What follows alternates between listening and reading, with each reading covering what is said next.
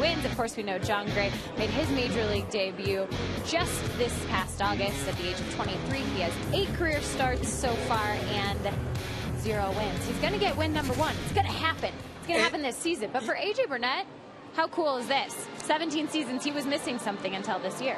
The All-Star game? Yeah. Yeah, how about that? Because he said this is going to be his last year, so it's pretty cool for him to go out. The other thing I thought was pretty cool was you got a first-rounder going against an 8th-rounder.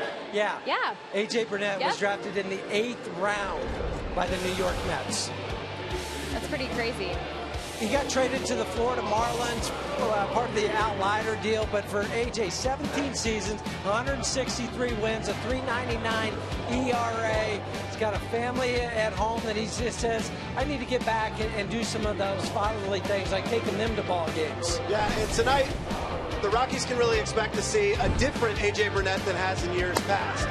This year, he's really featuring a two-seamer and a sinker. He's throwing it about 55% of the time, and a big overhand curveball that he throws about 30% of the time. He loves to absolutely pound left-handers in. He'll throw that hip shot two-seamer that runs back over the plate, elevated a little bit, but they've really got to look away for him to throw balls because he does struggle with command occasionally, so they got to be a little bit patient at the plate. And the Rockies didn't see A.J. Burnett in Pittsburgh, so this is going to be their first look at him here. We're sitting on September, towards the end of September. To not see a pitcher all year long is kind of weird, but they'll have to rely on a lot of scouting, a lot of video that they've watched in the last couple days. Yeah, that they will have to do. This will be the Rockies' final series against a team outside their division. They will finish off with the Dodgers, the Diamondbacks, and the Giants. Coming up next, we'll turn things over to Drew Goodman and George Frazier back in the house for his final week here on Root Sports. Should be a fun one. Stay tuned.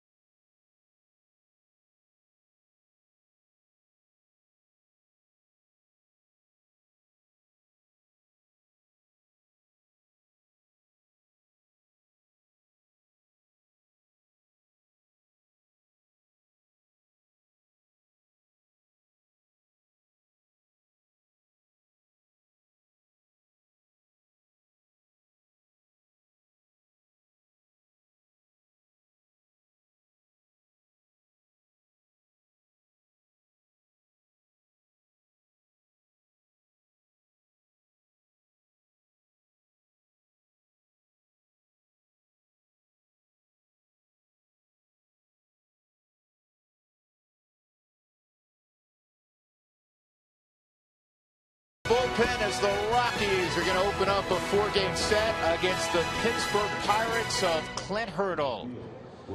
Welcome to a little Monday evening baseball. Glad as always that you're along with us with my old partner, George Frazier. Be the old guy? Because you're older I am older than I am. Yes.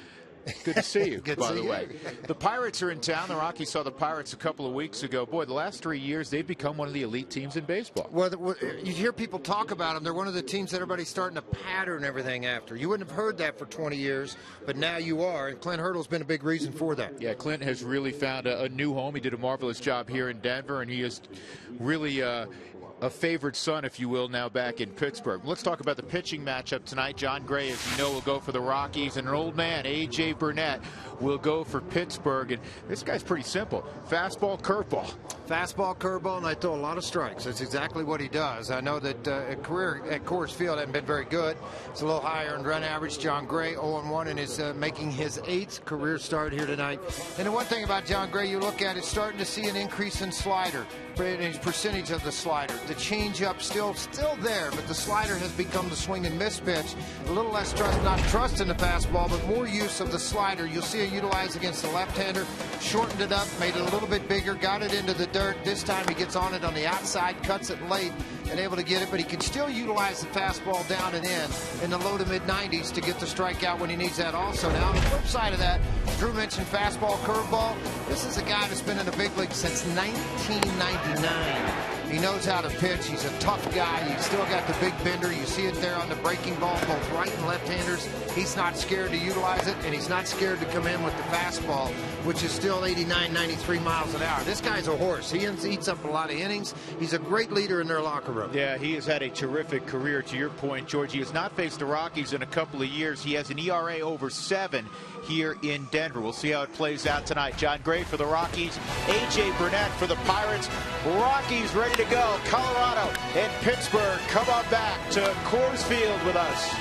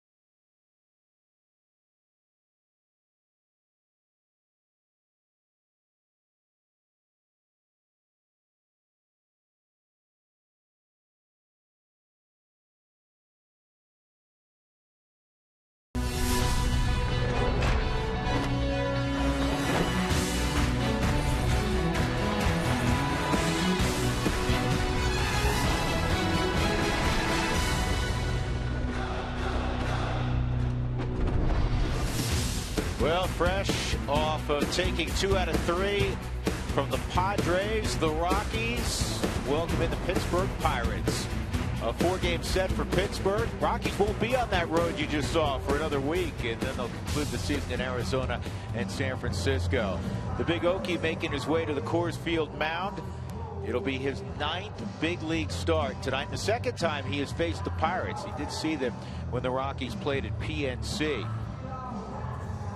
Setting up that line to stay online in the dirt to home plate. This is a kid I like a lot, Gregory Polanco. He's got a lot of tools. He's a very gifted player for Clint Hurdle's Pirates. Southwest batting order for Clint tonight will feature Starlin Marte, he'll bat second, then the terrific Andrew McCutchen third. Aramis Ramirez next. He returns to Pittsburgh after being away for a number of years. Neil Walker will bat fifth. He's the hometown kid. Francisco Cervelli, Pedro Alvarez, Jordy Mercer, and A.J. Burnett. John Gray, quickly, George, in his last outing, a little misleading. He threw the ball really well against the Dodgers. The pitch count got him after 4 2/3. 92 pitches, the most he'd had to go out and be exposed at, and I think he shows that with the strength to allow that. The key for me for him to be success is just work ahead in the count. The numbers prove that out. When he's ahead, a 132 earned run average. When behind, nearly 11 earned run average. So to me, that's going to be the key. Work ahead with his fastball and utilize the other two to clean things up. He stated after that start in Los Angeles against one Clayton Kershaw, he said that's the biggest stage I've ever been on. Now, he's been in New York with against a good Mets team, and every time he seems to rise to the occasion, and that phrase tells me a little something about this young man. Well, absolutely. And he's been on those biggest stages too, not Dodger Stadium, not Clayton Kershaw, but to be on the stage against the University of Texas, against Oklahoma State, which when you're on those stages, it's 12 to 15,000, and it's a big rivalry among both of those, obviously. And John, just kind of puts yourself in that mental state when you take the mound. Yeah, that's Kershaw. Yeah, that's the Dodgers, but I've been here before to utilize my stuff. And he goes change up on the second delivery. He's had a Polanco 0-2. What a glorious day it was today in Denver. It's a beautiful evening. In fact, it's still very warm out. 83 degrees, our game time temperature. Broke a 130-year-old record today. Hit 88. And this is in the air to shallow left. Dickerson coming on. And Corey makes the catch, and the first man is retired, which is always a good thing. Here's the Rockies defensively this evening. We mentioned Dickerson in left, Charlie Blackmon naturally in center, Cargo, of course, is in right, Arenado and Reyes left side, DJ LeMahieu, Justin Morneau on the right side, and doing the catching, Tom Murphy. Well, he had a big game a couple of days ago, and I was talking to Renee Latchman about his two young pupils, Dustin Garneau and Tom Murphy, and he's really pleased with everything they've done so far and how coachable they are. Well, they're young kids, and even though Garneau is 28, 29 years old, he's still young to the big leagues, and so it's still a lot more information thrown at you than what you normally have. Ooh, this ball's hit a ton, and it is going to leave the yard. Now, just the third home run. John's given up in 36 in the third innings now at the big league level. Not something normally happens. Yeah, Starlin Marte got all of that. That's the 18th home run for Marte.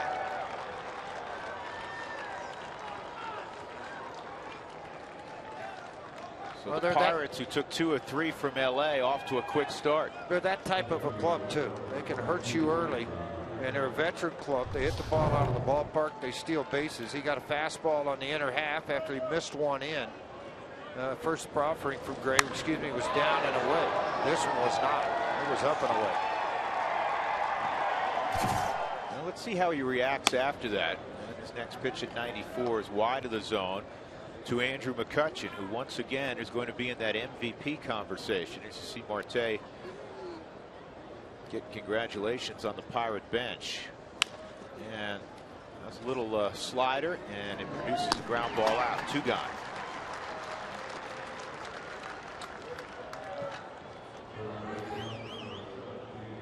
That'll bring up Aramis Ramirez. Thought this was a good pickup, George, for Neil Huntington, the general manager, and the Pirates when they went and got Ramirez from Milwaukee. Oh, there's no question. You got a veteran guy that can tighten up defensively. He's going to hit the ball, and oh, has he ever? 72 RBIs in a Pirate uniform with 16 home runs. He takes ball one.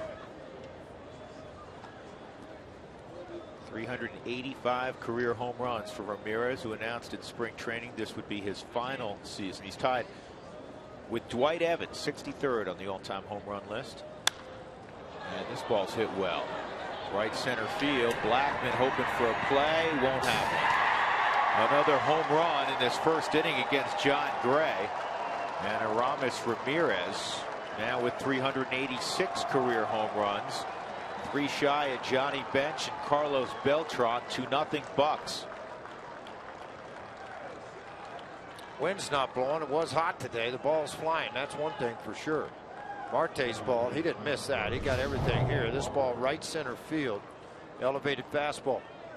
Very elevated above the belt. Pretty easy to put solid contact on it. It's a lot prettier when they're wearing a purple top to watch that. Here's the switch hitting second baseman, the Pittsburgh native Neil Walker, whose father Tom pitched in the big leagues. Was a teammate of Roberto Clemente, and he was one of the last people to see Clemente alive. He wanted to go on that flight. That flight that obviously crashed. The mission to help others, and Roberto Clemente told him to stay home with his family. So a tough first inning for John Gray. Home runs to Marte and Ramirez.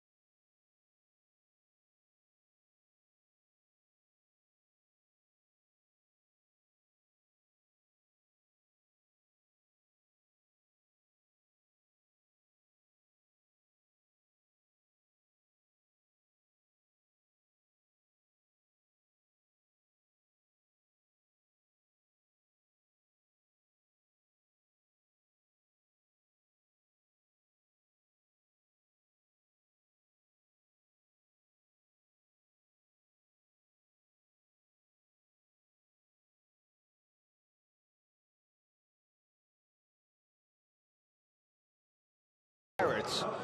Charlie Blackmon will be first for the Rockies. Hit a home run the other night, his 16th of the year.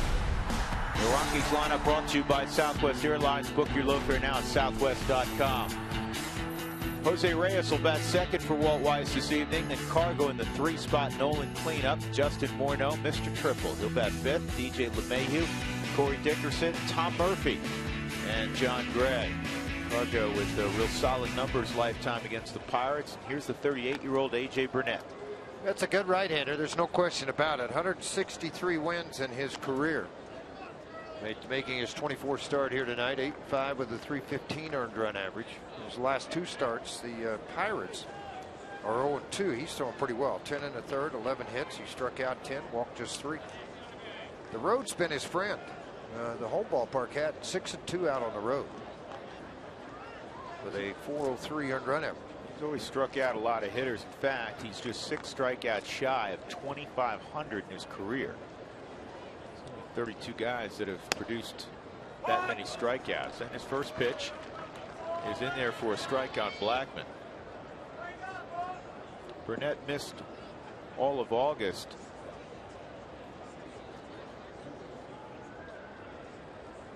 And this is a broken bat ground ball to second.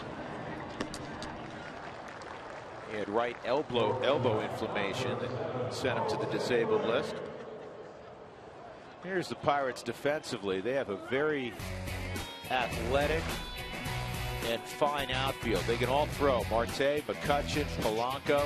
Marte's got 16 outfield assists. Ramirez and Mercer on the left side. Jordy's going to have to play there all the time with Gong out for the season. Walker, of course, at second. Pedro Alvarez, they moved over to first last year. And behind the plate, good story. The former Yankee was a backup, George Francisco Cervelli. That seems like they've had rolled the dice with ex-Yankees. Russell Martin for about 3 years, and now Cervelli, and he's done a nice job receiving the baseball. That's inside 2-0 on Jose Reyes.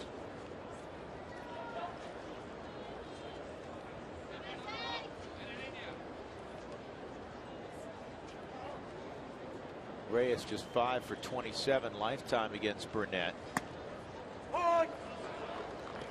Larry Vanover's calling balls and strikes. Larry, the crew chief. Brian Knight at first. Vic Carapaz's at second. Ron Kolpa's at third.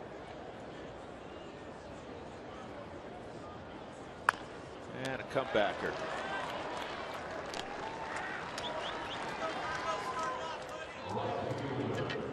Well, they're going to miss Jung Ho Gong. He's on the 60-day disabled list because he got taken out, wasn't able to get the spikes out of the dirt. It's a bad injury, George. Broken leg, and also he had an MCL tear.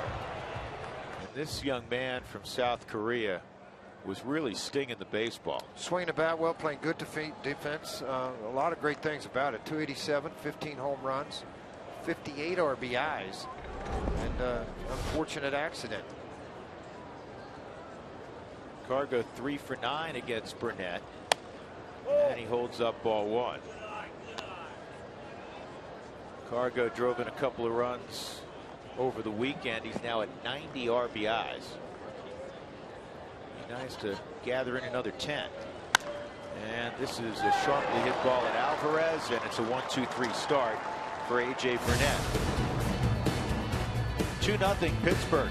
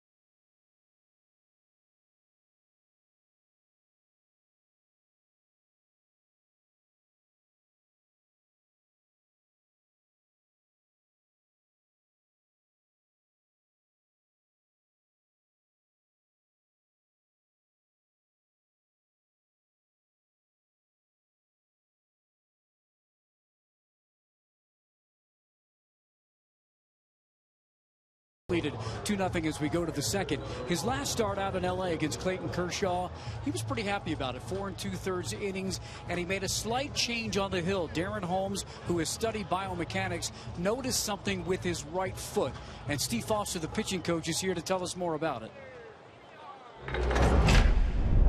He was just rushing to the plate. He was leaking. His hips were going to the plate. And what we did was shift his weight forward before he came back, and that's helped him tremendously in being able to stay back over the rubber and absolutely get maximum power. And for me, it's not really so much about velocity, it's about angle and it's about command.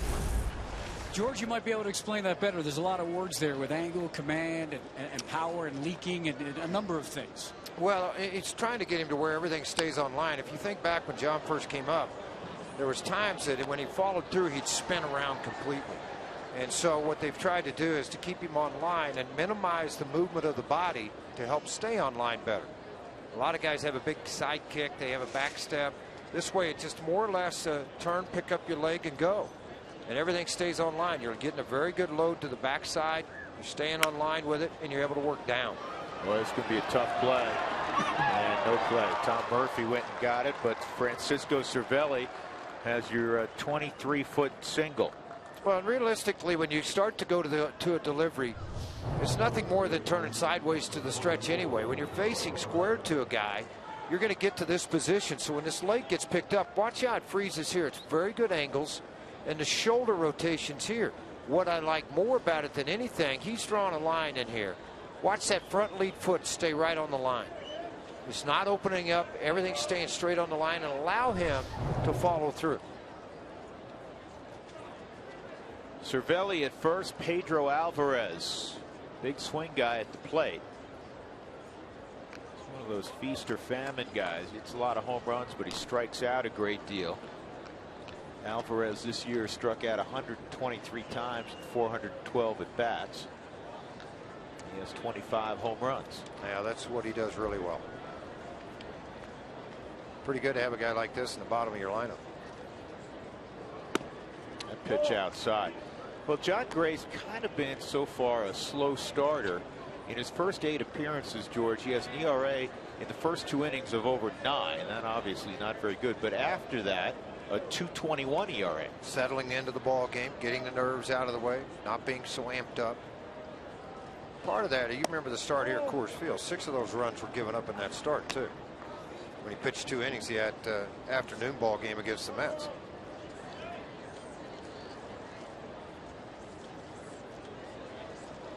Two-0 on Alvarez. Did get the changeup over a moment ago. And it's 3-0.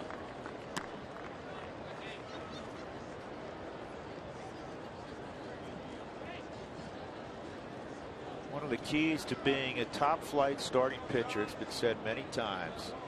How do you pitch? How do you compete when you don't have your best stuff, whether it be your sharpest stuff or your best command? Well, the hard part is when you don't have what you're talking about. And again, if you don't have your good fastball, you try to go hunt that fastball when it's not there. Meaning you try to put extra effort into it, but it takes you out of your delivery. I always talk to young kids, even minor league and big league guys. When you get tired is when you really got to stay within your delivery. When your arm doesn't feel up to par, stay in your delivery and hit your spots. So what if it's not 93, it's 89, but it has movement and it's in the right location? It's not trying to go find it and all of a sudden it's in the middle of the location as it was to Ramirez. That ball was up and out where he could really do something with it.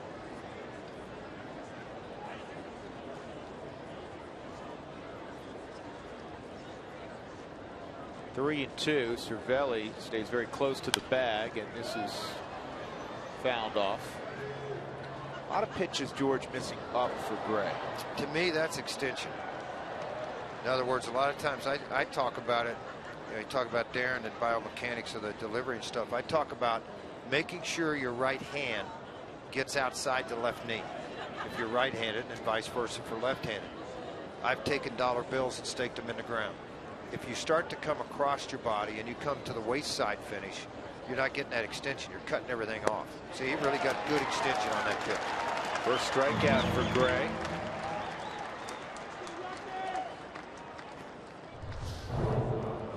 You can see John coming with the very, very good slider, and the bottom just fell out of the backside of that thing. Good pitch by John Gray and a good result. You a towel guy, George? Sometimes I can be a towel guy. I like it as far as keeping the body, but sometimes a towel will allow it to drop, let the elbow drop, and you kind of turn it into a whipping action versus getting on top. It all goes down to repeating your arm action every single time. Jordy Mercer struggling with the bat. He takes a strike. His 7th for his last 47. I know you're big on having the pitcher throw a few pitches on the upslope of the back of the mound. Makes you get extension and bring your catcher about 20 feet closer to you. It just makes you're not going to throw the ball down unless you're getting out over that front leg and you're getting a good extension. Hard on the ground, pass to diving Nolan Arenado. Cervelli to third. He's going to get a green light, and he's going to score easily. On a double by Jordy Mercer, it's 3-0.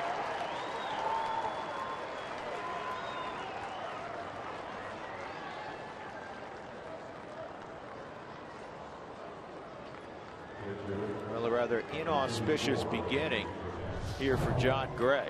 Well, it's not fun right now. That's going to be a sinker down and in, but it got out over too much of the plate instead of underneath the hands and allowed him to get the head out quick and dive it by Nolan Arenado. And then once it got into the corner, it was a long, long run for Corey Dickerson in left field to get to the baseball, and that just opened up the green light for an athletic Cervelli to come around to score. And he picked up his third base coach and headed to the house. Sophil sent him and was safe easily. Here's A.J. Burnett. Can't sleep on Burnett. So he swung the bat pretty well. Home run, 5 RBIs this year for the 38-year-old.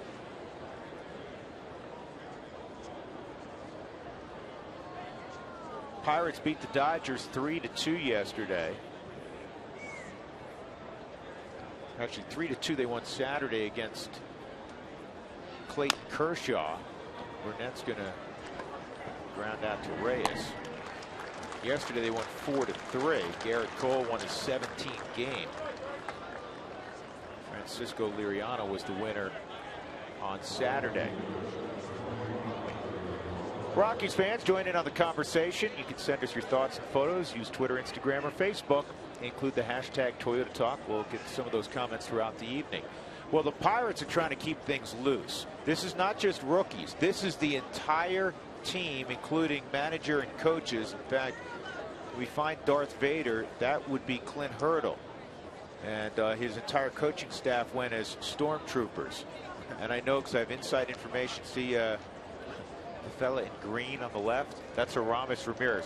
Veteran guy, He ratted right? everybody out? Yeah, no, we just... He ratted them out. We had a little... we had somebody trailing them. And look at this. And Clint instructed them. This was actually A.J. Burnett's idea. There's Clint. It was Burnett's idea, and Clint told them, win or lose, we're doing it. So slowly hit to third, and a good play by Nolan to get Polanco. In the inning, an infield hit by Cervelli. He comes around on the Jordy Mercer double. It's 3-0 Pirates.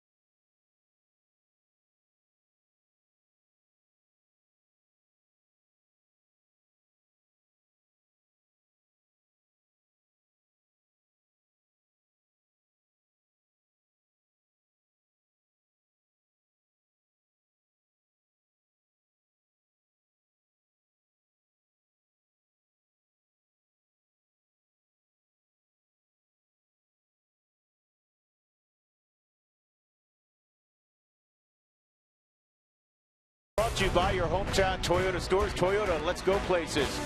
And by Southwest Airlines. Book your low fare now at southwest.com. Yelich is still going strong. You ride that thing? I couldn't do that. That was fast forward, though. Yeah, there's so few rides that, I'm kind of a candy butt. I don't ride many rides anymore, George. Every once in a while, we'll do a roller coaster. I took, when the Rockies played in Anaheim, I took Gabe to, we went to Disneyland, and we did a bunch of rides. That was fun that day. Well, you don't want to get embarrassed in it. No, you don't want your 12-year-old ratting out dad. Nolan Arenado in the second against A.J. Burnett with the Rockies facing a 3-0 deficit, and the first pitch is in there for a strike. Rockies were held to 4 hits yesterday. They beat up the Padres pretty good Friday and Saturday, but yesterday it was all San Diego, 10-4 final.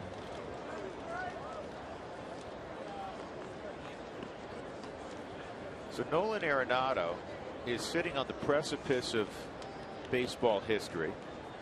He has 39 home runs, 36 doubles. If he hits another home run and produces 4 more doubles, and he has another dozen games to get that done, 13 really, include tonight, he will be the 36th player in Major League history to produce a 40 home run, 40 double season. Todd Helton did it twice, in 2000 and 2001. And Larry Walker did it in '97. That's just how special Nolan has been this year. Or how special he's going to be in years to come. Yeah.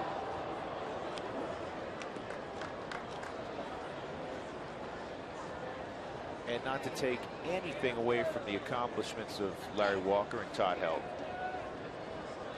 but we're really in a pitcher's era right now, and in that time frame there were big offensive numbers put up across the board. That's a pitch that has befuddled Nolan all year, that slider away. He doesn't use that pitch much. You know what it actually, Drew, and not to correct you, what he does, he gets off to the side of it. It's a knuckle curve. You can see the finger up on the ball. But what he does, he gets way off to the side, which creates a bigger, wider break on the baseball. It's just a veteran guy understanding his body, his grip, and how to throw the baseball. Here's Morneau, and Justin takes a strike.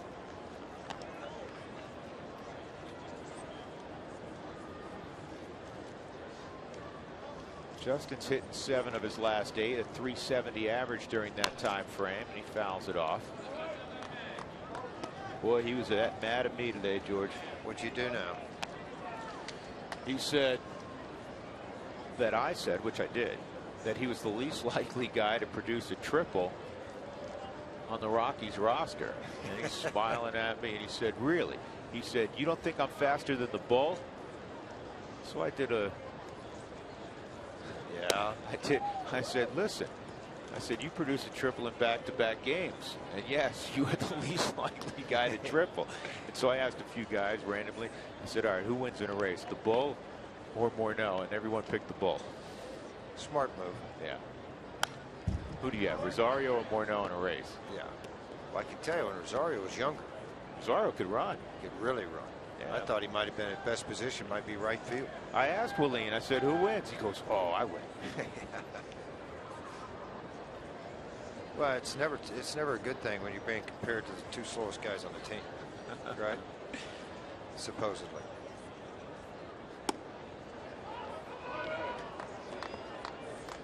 There's a ball in between Rafael Ynoa and Carlos Gonzalez.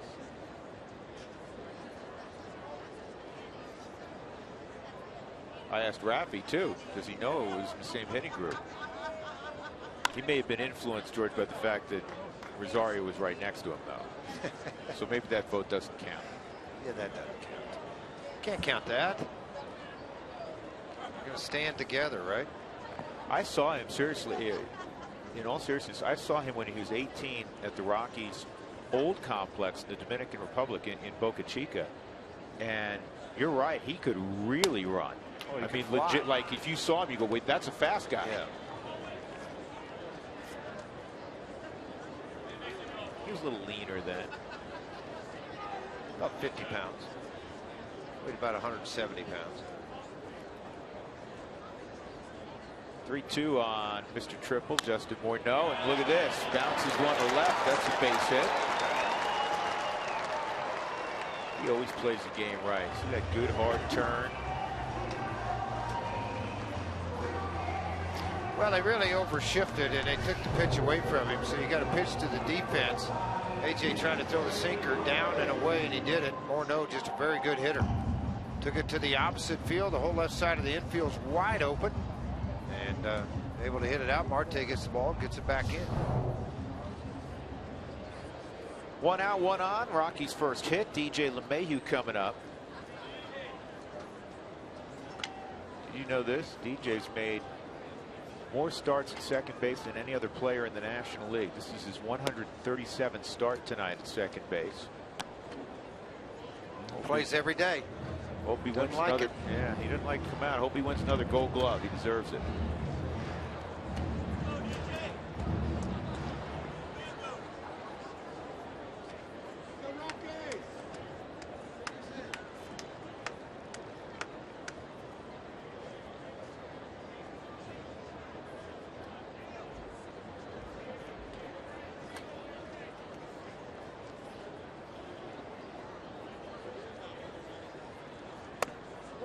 That's up 2-0 on LeMahieu.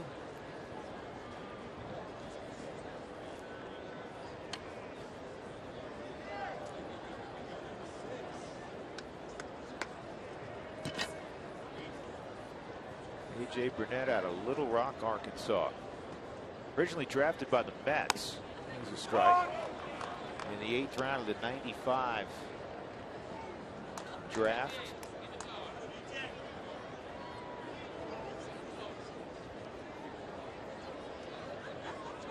Just one of those guys at a younger age, and as he grew into the game and got obviously solidified himself as a true number 1 or number 2. It was one of those guys you wanted your young pitchers around to see the demeanor, see how you act the day you start, the work you do in between to be successful.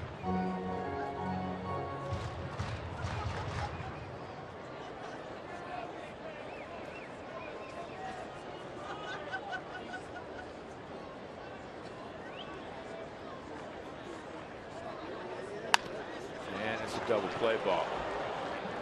Mercer takes it himself. The former Oklahoma State star turns the double play 6-3, and we'll go to the third. 3-0 Pirates on a pretty night at Coors Field.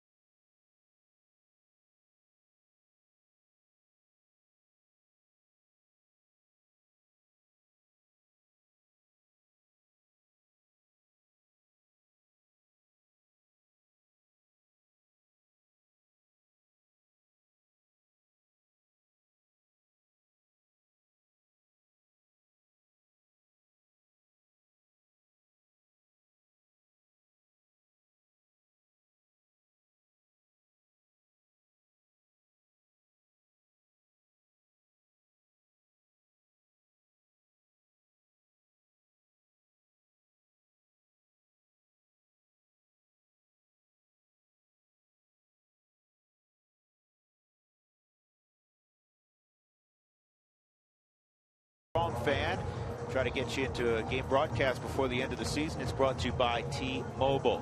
Drew Goodman, George Frazier, Mark Stout on this Monday night. First of 4, the Rockies and Pirates. Dodgers in over the weekend. It's been a tough go so far for John Gray. Gave up solo home runs to Starling Marte and Aramis Ramirez in the first, and then a single and a double in the second. Scored another run, and it is Marte leading off in the third. 2, 3, and 4 in the Pirates batting order. Marte hit a no-doubter to left his first time. Mistake pitch would went inside. Fastball, very good low ball hitter, very good fastball hitter. You see that upper body strength there all the way to the concourse. And this ball is lifted to fairly deep center field, but playable for Blackman. He backpedals just shy of the warning track. With every challenge call, the Subaru eyesight review will determine the outcome. Love, it's what makes a Subaru a Subaru. Andrew McCutchen coming up. So I asked Andrew this afternoon, George, I said, you know, I have to tell you that when we see highlights of you, it still takes me a second because the dreads are gone. And he said, I am so happy that the dreads are gone. He goes, I'm cooler in the evening. It's easier to get the hat on my head. And he said, I actually knew they were coming off 2 years ago because he just got married a little more than a year ago. He said, my wife said you're done. So understandable. Yes, yeah. Dear. You say I do it, and yes, dear, for the rest of your life. That's right. The 1-0 is at the knees a strike. Well, it looked cool early on. Yeah, it certainly distinguished him, and whether he's got the dreads or not, he is one heck of a player. Well, everybody talked about him struggling at the start of the year. What's wrong with McCutchen? He's not hitting. You know what's going on. Oh, and then you look up and it's 299, 22, and 95 again. And he impacts the game in so many ways. He's a terrific defender. He can steal a base if you need it.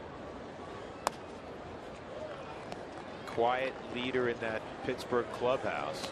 And look at his 162 game average. 299, 24, and 88. Scores 100 runs. And to George's point of a moment ago, what is he at? 299, 22, 95. He's going to drive in 100. He's probably going to score somewhere close to 100. And he draws a walk.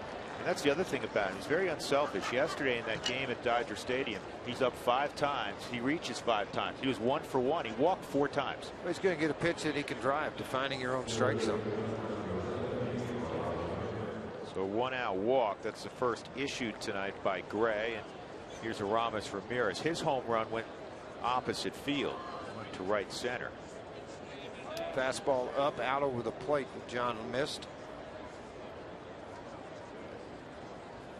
Probably the hardest thing to learn at this level as the mistakes really get magnified, and that, you know, you get away with that high fastball at AAA and sometimes in AA, but you're not going to get away with it here, particularly good fastball hitters.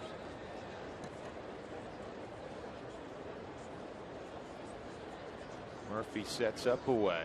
And check on McCutchen. Andrew's got 9 stolen bases, a modest amount. I like what he did there. Some guys slowly take their lead. Jeff Houston's a big believer in get that lead early, and that's what McCutchen just did. I mean, he popped out of the dirt and bounced out to his lead. I look for Clint to try at some point to test Murphy behind the plate, see what his arm and accuracy is like.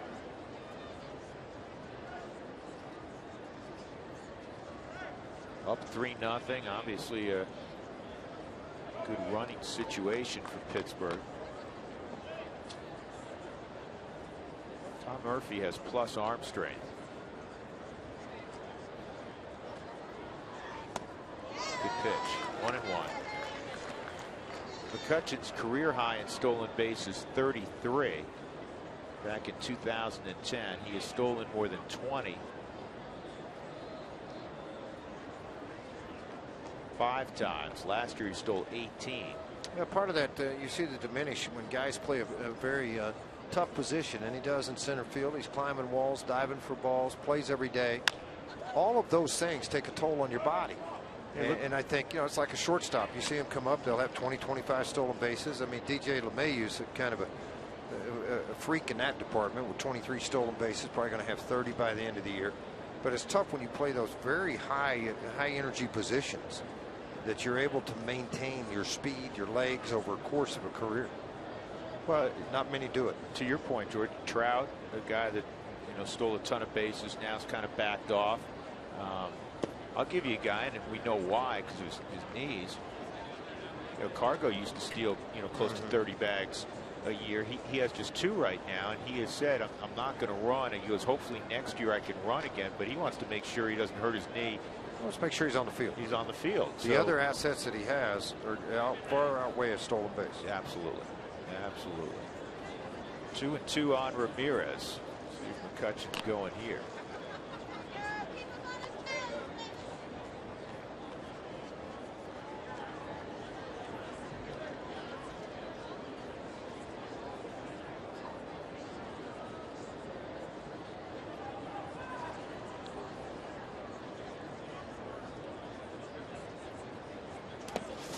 And 3-2. Right now, the Pirates are huge Cincinnati Red fans. And the reason being, Cincinnati is at Busch Stadium taking on the Cardinals. Clint Hurdle's team began the day in second place in the Central, 4 games behind the Cardinals. Now, the Reds are leading 1-0 in the 5th. Wild thing is, here goes McCutcheon, and it swung on a miss. No throw from Murphy. So McCutcheon will get his 10th stolen base.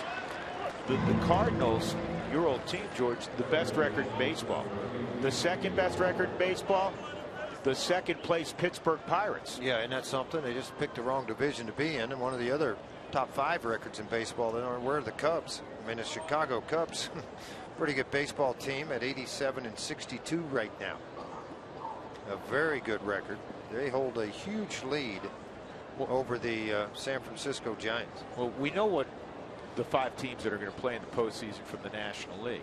But the Pirates, they're not talking about a wild card. All they're talking about is, this is a loud foul ball from Neil Walker. All they're talking about is catching the Cardinals. Well, you have to think that way. And the reason I say that is because you want to go into a 1-game crapshoot where you've got to go in and play somebody like that. That's you're asking a lot out of your ball club. That's just a difficult thing to do. So I think, if they can go out and pull it off, now you're looking at a series set versus the other. They still have St. Louis, but it's on the road. Yeah. What's your thought? Excuse me. They are at home against St. Louis the 28th, 29th, and 30th of September. What's your thought on that, George? I mean, I'm glad that there's a second wild card, and now the wild card plays off. It's a Game 7 deal. The Pirates have been in it each of the last 2 years. They're 1-1. Would you like to see a short series at 2 out of 3? Yes, I would. I'm with you on that. And the only reason I say that, I'll let John Gray try to finish up this inning. The only reason I say that, you fight so hard to get there, to get to 162 games to get in. You may have used your number 1 guy in the next to the last game. You can bring him back game 2, game 3. Now your rotation resets itself. And then you've got the longer series to try to win. And I just think that it's great fan interest for the 1 game. I get that. It really builds up a lot. You draw a high number of people in September and October before the 1-game playoff. It helps all revenue. But I would prefer to like to see what you said, 2 out of 3, 3 out of 5 series. Let it play for a while. How many different playoff scenarios do they have in the NBA? Like 20? I mean, and they play best out of 7 in every series, and it's easier to make it in the NBA. It's easier to make it in the NHL. The season is not as long. That's grueling. You play 82 games in the NBA, 82 in the NHL. Play 162 in Major League Baseball. 1 game decides it. And some will say, well, listen, if you don't want to play in the wild card, we'll do better. Yeah. And I know. But I still think at the minimum 2 out of 3 is a little better indicator of which is a stronger team. Last year the Pirates got shut out by Madison Bumgarner, and Brandon Crawford hit a grand slam. There's the granny, and it didn't matter. All they needed was 1 run the way Bad Bum pitched in the postseason. Right, that's all they needed. But then it's over with, and the Giants win it and go on, and the rest is history. And that same celebration in Kansas City. 1-2 on Walker. McCutchen in scoring position, 3-0 Pittsburgh, and that's right there. Walker had to be looking at something else. Changeup froze him. He's not happy, and they strand McCutchen at second. Rockies have to get the bats going. Middle of 3-0 Pirates.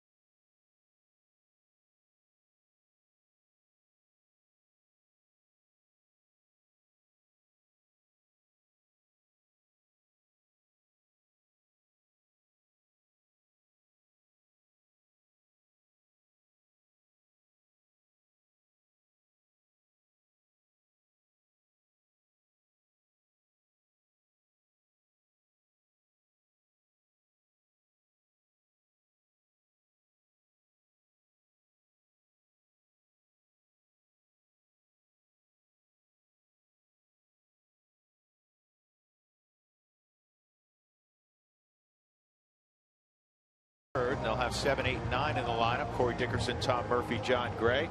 Let's check our big hit presented by Mako. Turn the car you drive into the car you love. Well, the other night, Tom Murphy got a bunch of firsts out of the way. He got his first base hit and a first RBI, and then he got his first big fly in his second at bat of the ball game. It was a grand night for Tom Murphy on Saturday evening as the Rockies beat up the Padres by a final score of 10-2. So Dickerson leading off against A.J. Burnett, and the Pirates shift 3 to the right side. And the fastball is hit foul and out of play.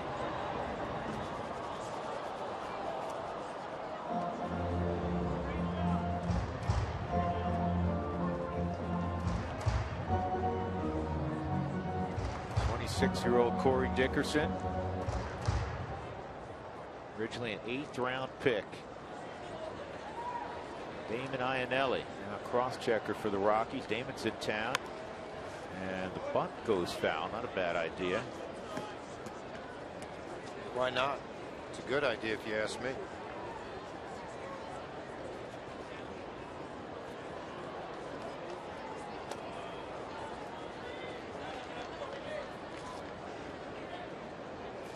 Corey's up there to swing. He's not a guy typically that walks a lot. He's 9 walks this year in 176 at bats. 0-2. Curveball's in the dirt.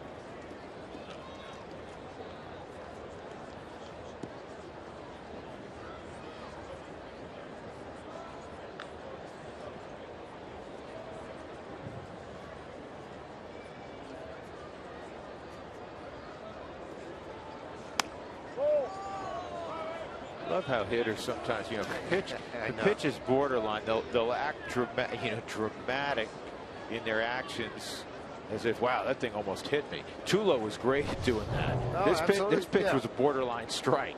Not anywhere near him, and the hands went up late too. Ball is in the air to Polanco in right. 1 out.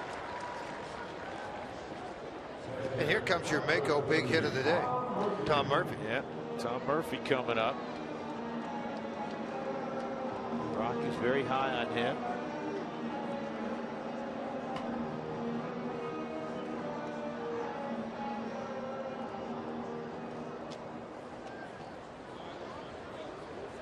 Murphy getting ready to go against A.J. Burnett.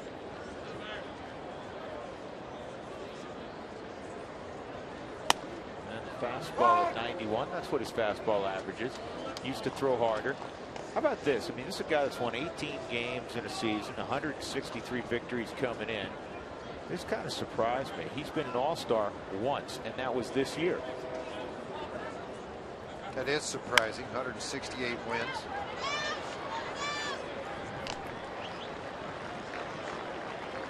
Ramirez throws out Murphy. John Gray will come up looking for his first big league hit. Well, I talked about this with Mark Stout when I did the pregame show, talking about John Gray working ahead and behind in counts. When he's ahead, 132 earned run average. Behind is 1080. You look at A.J. Burnett ahead and behind, it's 191 when he's ahead in the count, 554 behind in the count. That's a veteran making a pitch when behind in the count. The curveball, the changeup for a strike, get the guy to roll over on a pitch. Those are the different things that veteran guys do, and that's why they have the success that they have.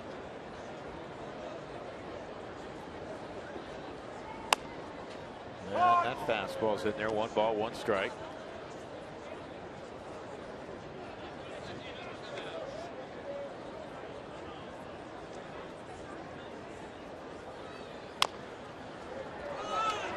Burnett slides and throws to first, and the tag by Alvarez. That was very close to John Gray's first big league hit, but a good play by the 38-year-old A.J. Burnett with a little help from Pedro Alvarez at first.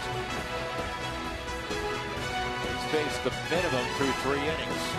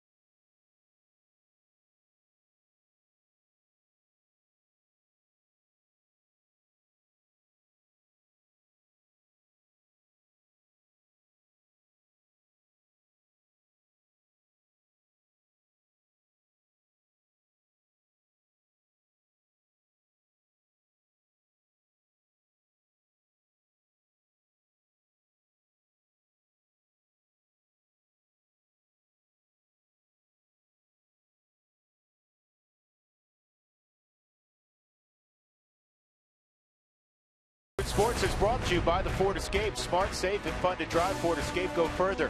By Southwest Airlines. Book your low fare now at southwest.com. And by CenturyLink, your link to what's next. Man, everybody drives past downtown. And they need to slow down. I would agree. 3-0 Pittsburgh as we go to the top of the 4th with George Frazier and Mark Stout. I'm Drew Goodman. John Gray will face Francisco Cervelli, who had an infield hit and scored a run in the 2nd, and Pedro Alvarez and Jordy Mercer.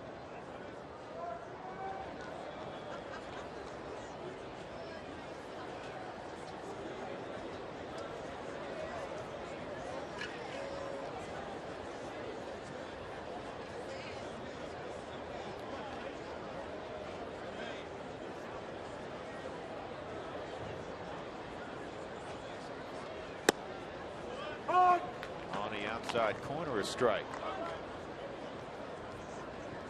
So John is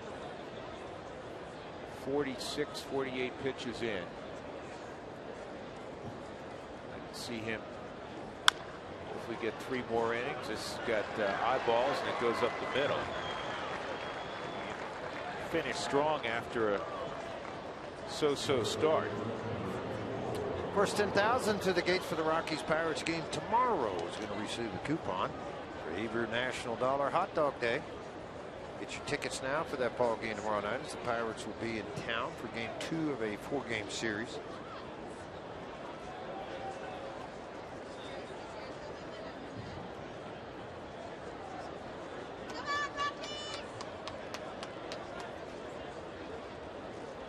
Pedro Alvarez struck out his first time up on a slider. And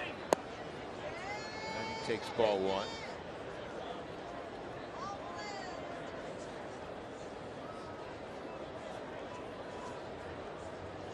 See, as a young catcher, even then you take charge. That's something that I think Mark Stripmatter, when he gets these younger guys, and it's always something that stuck out with me when I first came around baseball professionally.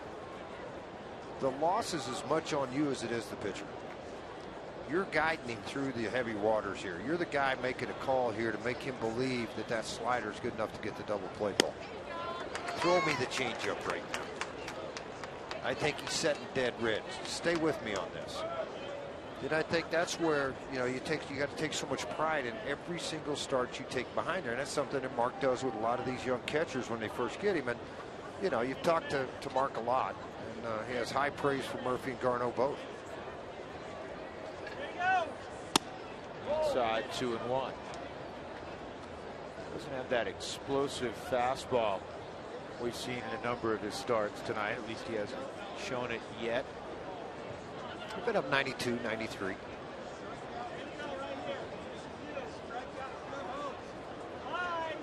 And the 2-1 is hitting the air Dickerson.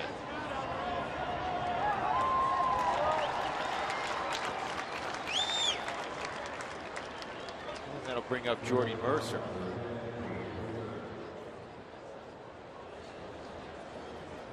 See how on 1-0 count, missed fastball. He goes back 1-1. With the 1-0 pitch was a changeup, and got him out to swing and a miss on it. Now he went back to the fastball at 93, but a good location and a soft fly ball to left. It's called pitching. Speaking of pitching, this former Oklahoma State Cowboy played shortstop, but he jog in late ball games, get a lot of saves too. Yeah, he did, sure did. He still, I believe, has the Oklahoma State saves record. Kind of like Helton, right? Yeah, Todd would come in and do that. Corey Sullivan used to do that at Wake Forest. He still did it in fantasy camp last year. It's like, holy cow, dude, are you kidding me? Slow it down. Lou's 88 years old. You're blowing 88 right now. Give him a chance. Did he do that to Lou? Yeah, and then he goes, I can't, because if I slow down, then I'm not going to be able to throw it over the plate. And I understand that. There's Jenny. That is line down the left field line. Mercer has one double already. He's about to have another, and once again he's going to drive in Francisco Cervelli. That's identical to what we saw in the second inning. A Mercer double to the left field corner scores Cervelli, who had singled. It is 4-0.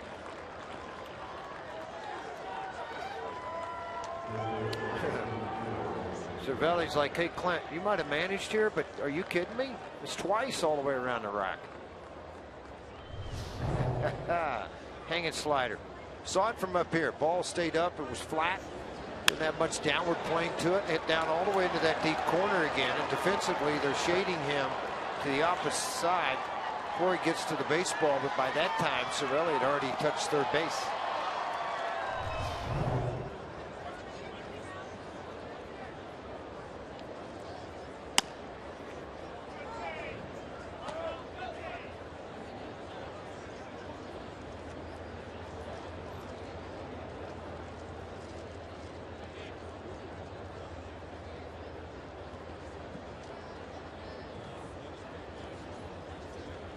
On Burnett.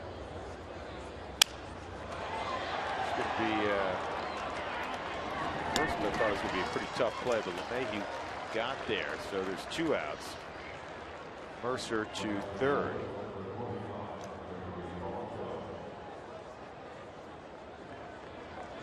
Gregory Polanco, fly ball to left and a ground ball to third.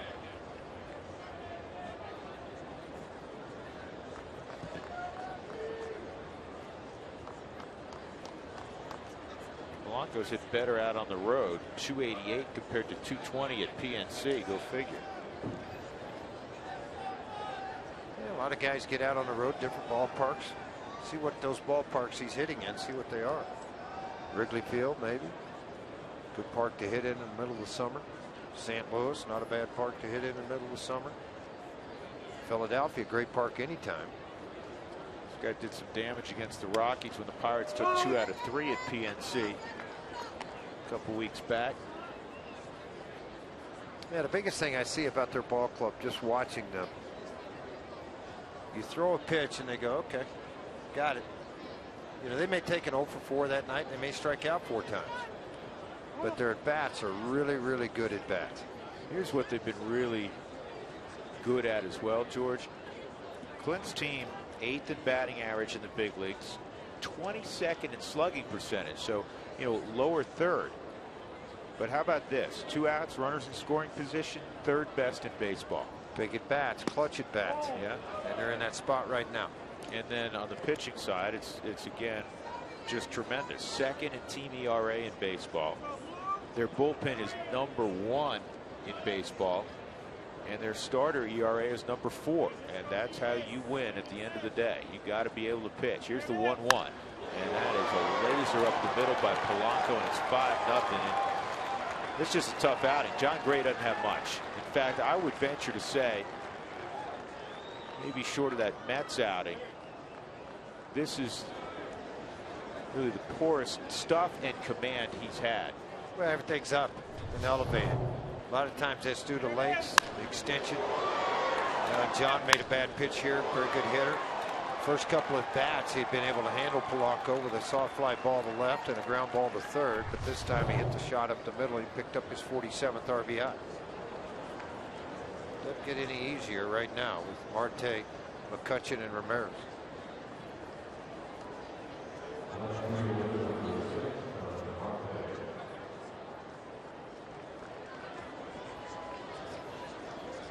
Starling Marte, a home run in the first, and then a 400-foot out to center in the third.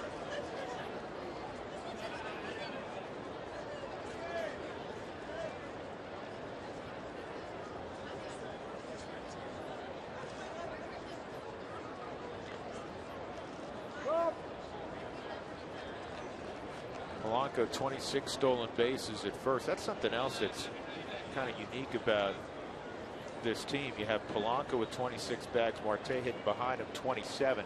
The Rockies had that when, before the acquisition of Reyes. DJ hit second. You know, DJ had a bunch of stolen bases, and obviously Charlie's closing in on 40 stolen bases. Reyes, though, 16 in the American League, 7 in the National League, so he's had 23. Yeah, I mean, you know, and if you want to add them together. You add them together, and it's kind of the same type of deal, but it's unusual in today's game. You don't see. No, it's a power game. Yep.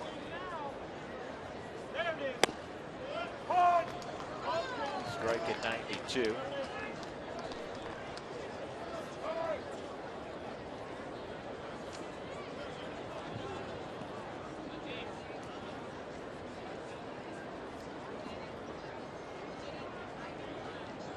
Two in the first, 1 in the second, and now 2 here in the fourth against Gray. 5-0 Pirates. They've out-hit the Rockies 7-1. This is unfortunately very similar to what we witnessed yesterday when the Padres scored in the first 6 innings.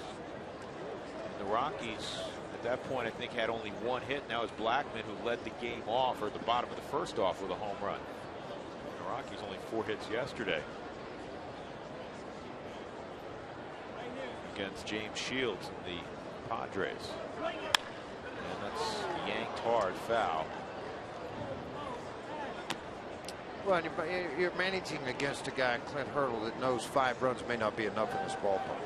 He's going to stay aggressive. They're going to steal bases. They're going to hit and run. They're going to try to do whatever they can to try to keep adding talents.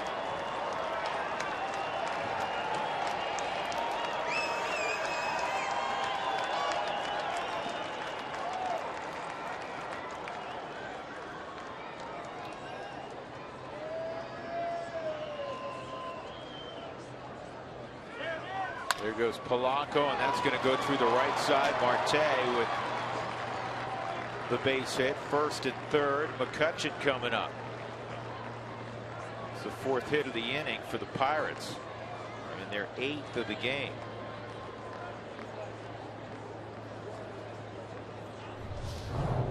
Not everything opens up so well for you, playing around to pull anyway. And then that whole right side open, the ball away from him, just fought it. 19 hopper through the right side of the infield. When you've won 89 games, there's a lot of stuff that goes your way. And this is one of those, very evident here.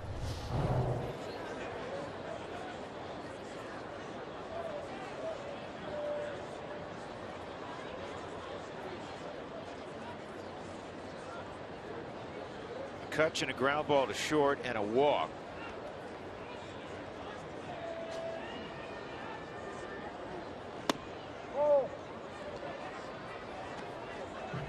Changeup was high and in.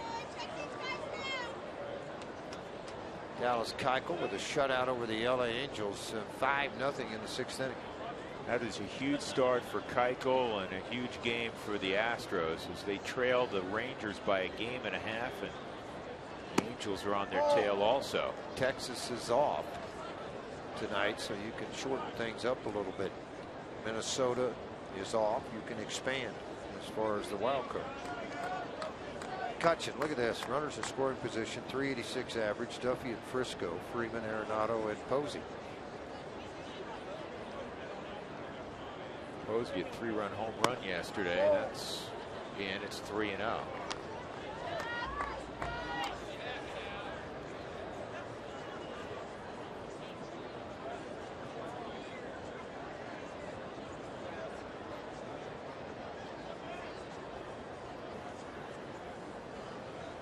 Miguel Castro, the big right-hander, is throwing up. I'm sorry, Simone Castro had Miguel on the mound. Well, the Rockies had to use 2 long guys in back-to-back days. Bergman had to pick up for the other day when Flondy got hit, and then Hayo yesterday. So those long inning eaters are basically down in the bullpen.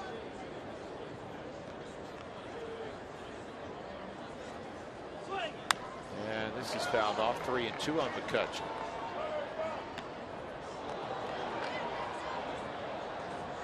McCutchen's kind of the opposite of Polanco. He's hit .332 at home, .265 out on the road.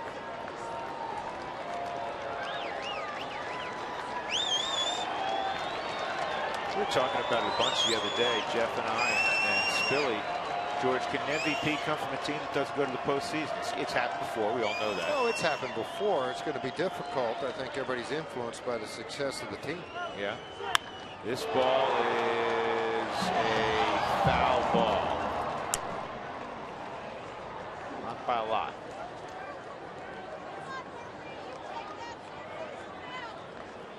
This may be the most I've seen Gray get squared up. Well, the ball's up, it's flat, it's not overpowering velocity wise. So when that happens, a lot of times you kind of fighting yourself the whole way through it. They talked about, again, finishing strong, and you talk to a lot of young players that come out that extra month of a season. Position wise, pitching wise, it's a lot. Those extra 35 days that you're playing takes a toll on your body. Well, he gets the strikeout of McCutchen, and that ends the inning. 2 more runs for the Pirates as they get 4 hits in the frame. 5-0 Pittsburgh. Top of the order next for the Rockies.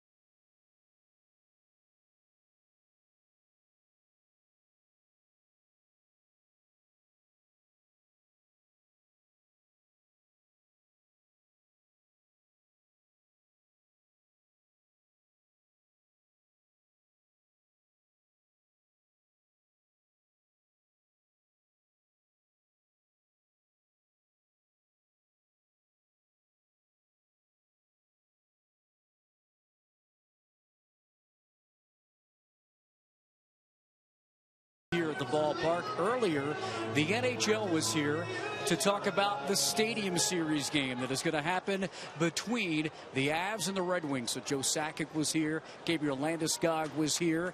They also showed the new Stadium Series sweater that the Avs are going to wear for that game on February the 27th. I talked to John Axford and Charlie Blackmon. One knows a little bit about hockey. The other, not so much. Yeah, my first professional autograph is Rob Blake. I actually wanted to be the next Rob Blake. I was a right-hand defenseman. We grew up, we were born in the same town. I was actually, kind of, friends in the family and stuff like that. So that's what I wanted to be. I wanted to be a right-handed defenseman. I was tall, I was big. I just wasn't as good at hockey as Rob Blake was, obviously, as he was just inducted to the Hall of Fame this year. I think it's a cool game. It's interesting. You have to be a little more creative. It's not like, okay, you run to first every time. It's a little bit more continuous in a way. See Charlie's face. He, of course, is at bat, and I am joined here in the stands by Evan Aritt, Trevor Moore, Grant Arnold, and Evan Jansen. These guys are all part of the DU Pioneers, and the battle on Blake Street is going to be here between DU and CC. The gold pan, of course, could be up for grabs. You guys own it, right? We do own it, yeah. Right. So that game will be on Saturday, February the 20th, a week before, and tickets begin at $10. So you can get tickets for that game. Root Sports will start showing you guys on October the 16th. You open up the week before. Who do you play first? We play Michigan State. That's on Root, but you start with Air Force. Oh, Air Force, yeah. And Grant, as a captain, looking forward to this Stadium Series game and your battle on Blake Street. Yeah, it's going to be really special, just for the state of Colorado and college hockey in general. Youth hockey, it's great for everyone involved. We're really excited, especially being a hometown kid. It's going to be pretty special playing out there. Evan, he's from Centennial, but you're from out of town, right? Yeah, I'm from Green Bay, Wisconsin. So you got your sporting your Rockies gear. That's right, big Rockies fan now. So Drew and George, it's going to be a fun February here for hockey. And what they told me is they're going to configure the rink kind of from right field to left field diagonal across the baseball field. So looking forward to those outdoor games. Yeah, they put it up earlier. It's kind of third base to first base. And we had Huey draw it on the telestrator the other night. I think I saw him try to draw. Yeah, it was not a good effort. But listen, he got better because he got a second shot. He was trying. He was trying. I always like this. This is going to die for a base hit. So Reyes has the Rockies' second hit. I'm excited about the Red Wings and the Avalanche here, and it's great that DUCC will kind of be on display a day earlier. It's going to be awesome. What a tremendous thing. It's been wildly successful whenever they've done one of those outdoor games in the NHL. Hope it snows a little bit. Yeah, here, I'm going to give you my telestrator pen, and you get to draw the ring. I'm going to draw the ring. All right, hang on. We got we'll do it next inning because we got Cargo coming up. Yeah, that's right. Well, inning. Cargo and Arenado. Yeah. Got back-to-back. It might be a different outcome here in just 2 swings.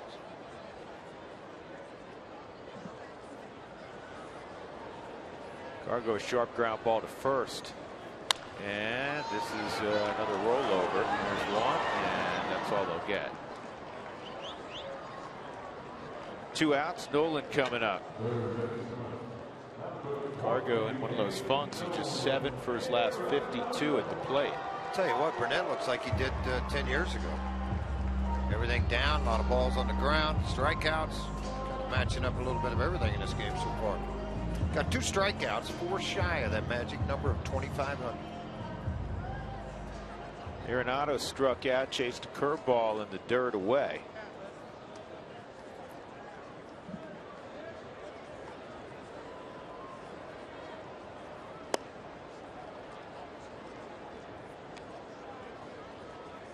Talking about DU hockey, Jim Montgomery, their head coach, is going to join us tomorrow in the booth for a little bit.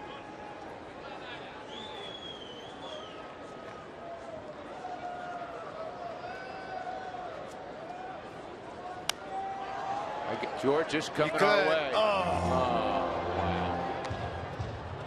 The upper deck got in the way. It was right in your lap. You caught one. It's been a few years. I know. I said you've caught one. That's the point I'm making. Yeah. One.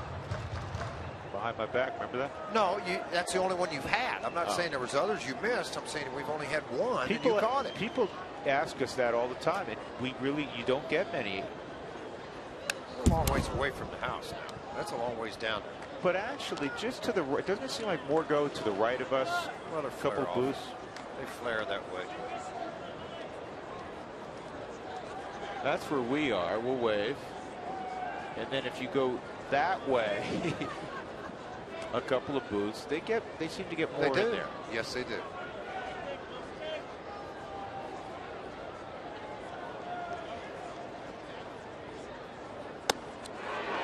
And Burnett strikes out Arenado a second time. Rocky's got a hit from Reyes, but that's it. He's been dominant through 4 innings. It's all Pirates, 5-0.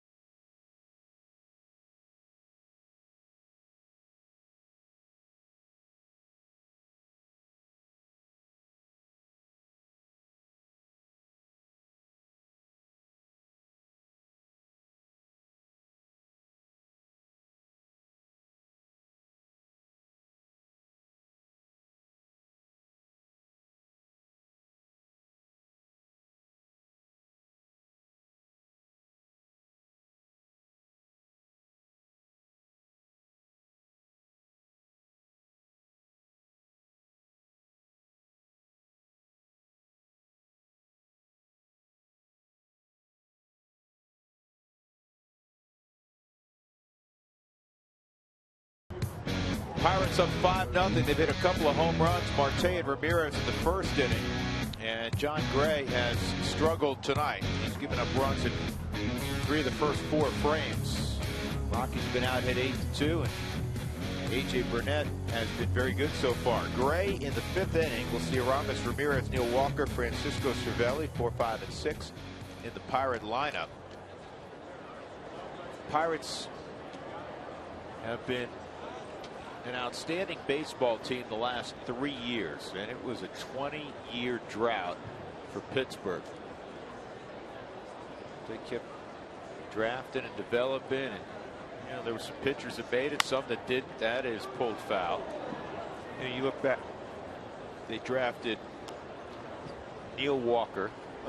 Then they drafted Andrew McCutchen back 04 and 05, back-to-back first rounds. Both of those guys have become foundational pieces for Clint Hurdle.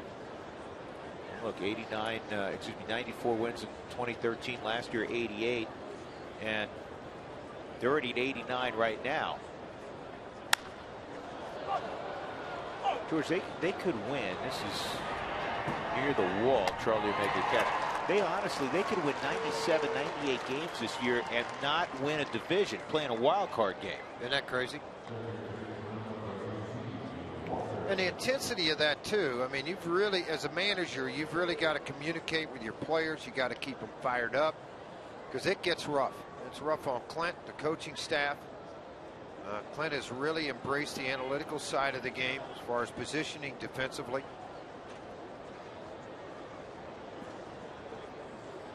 The matchups that go along with it. I think, as Neil Walker takes a low strike, there's got to be a happy medium. There's got to be good old-fashioned scouting, the old fishing hat guys, as I like to say, who get gray stubble in the beard, and then you gotta have some of the folks that study numbers, understand trends, and understand.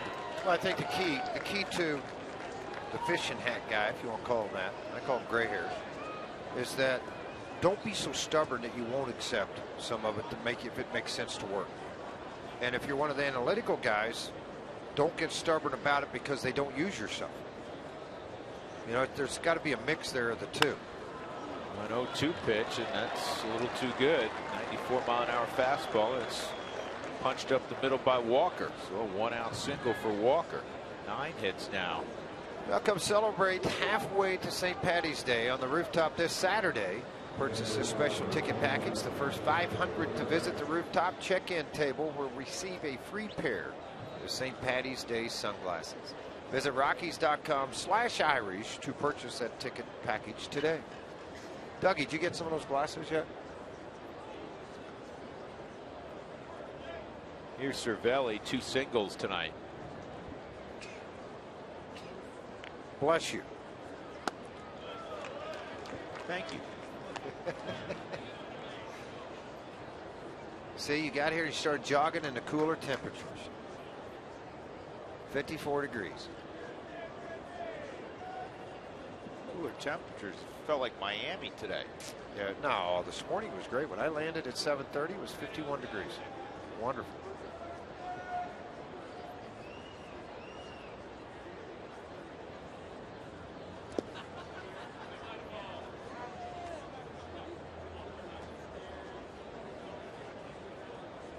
Nothing easy tonight for John Gray. 76 pitches. This I'm sure will be his last inning. Hopefully he can get through it.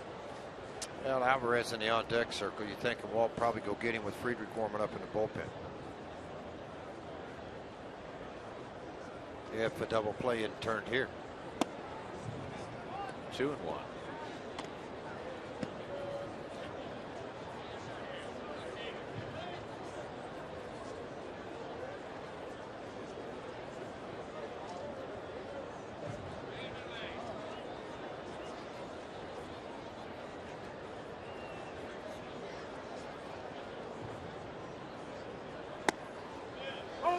Called strike.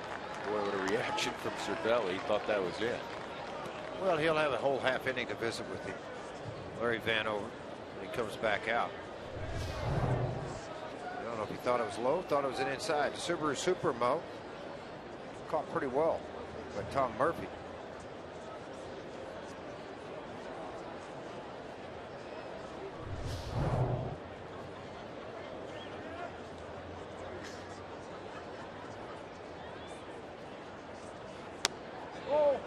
That's 3-2. Clint puts Walker in motion.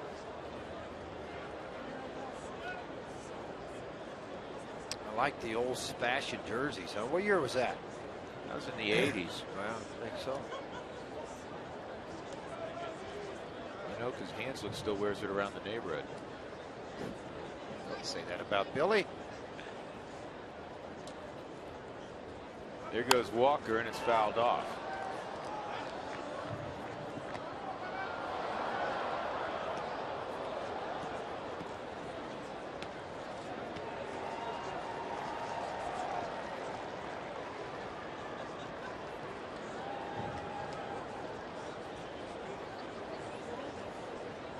I'm thinking umpires always have clean counters at home, don't you think? No. They get home, they're pigs. Really? I'm teasing. Used to. They're never home. No chance to get dirty. Strike 3, throw to second. Walker's safe. And Cervelli is now upset with Vanover on that strike 3 call. 4th strikeout for Walker. Well, not too much, and Cervelli handled it the right way, had the conversation. And Vanover never took the mask off. If the mask comes off, you're getting close. Backup slider. Well, that will be the end of the road for John Gray. So once again, he goes 4 2/3 as he did in LA. He was much sharper in LA. The pitch count got him there. With the lefty coming up, we'll see Christian Friedrich.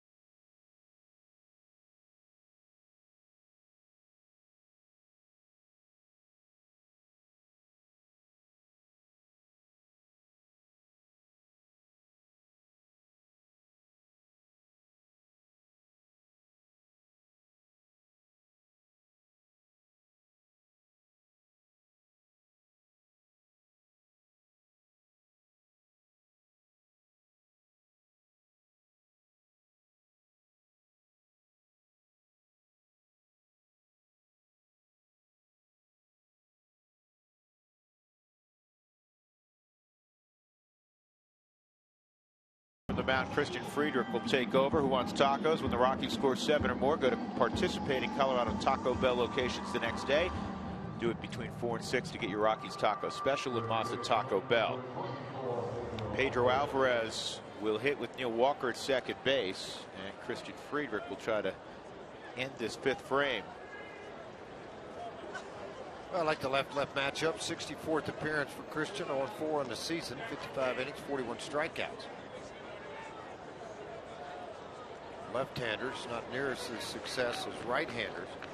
Alvarez in his career 0 for 2 against Friedrich. And a slider for a strike. 0-1.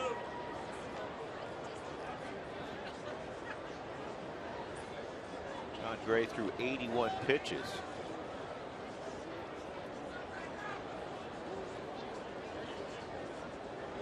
Gave up at least the 5 runs and 9 hits.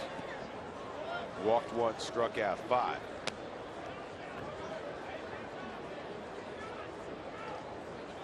Pedro Alvarez from Washington Heights. That's near the northern tip of Manhattan. And you know who else from Washington Heights? Manny Ramirez, born in Washington Heights.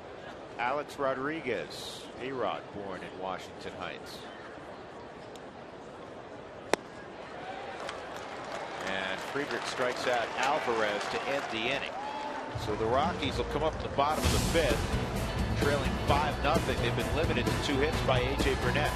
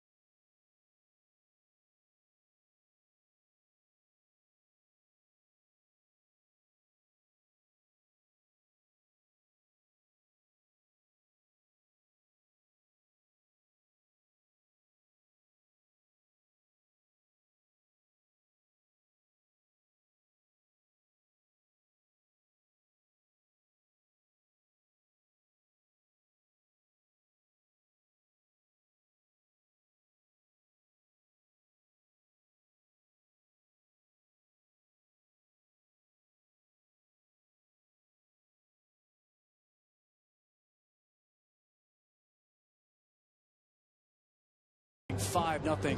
Justin Morneau leads off. DJ LeMahieu, who you saw, is on deck. He'll hit second. And earlier tonight, Drew was talking about maybe Nolan Arenado, a 40-40 guy with 40 homers and 40 doubles. How about the 20-20 guys? 20 doubles and 20 stolen bases in a season. And there are 3 teams, 2 here tonight, that have multiple members of that club. 3 from the Diamondbacks. You've got DJ and Charlie Blackmon with the Rocks. And, of course, Polanco and Marte with the Pirates. Now, on a note, Jose Reyes is also in that club, but he's done it with 2 teams, with the Jays and here with the Mets. So kind of a neat thing for DJ and Charlie Blackmon. That is a neat thing. Justin Morneau has 2 of the Rockies' 3 hits tonight. Leadoff single. First time the Rockies had the leadoff man on. LeMahieu coming up. Simon Castro continuing to throw in the Rockies bullpen.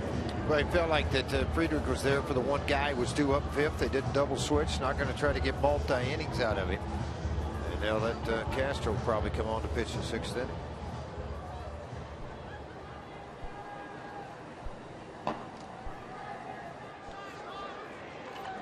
Tonight, game number 150 for the Rockies. LeMahieu grounded into a double play his first time up.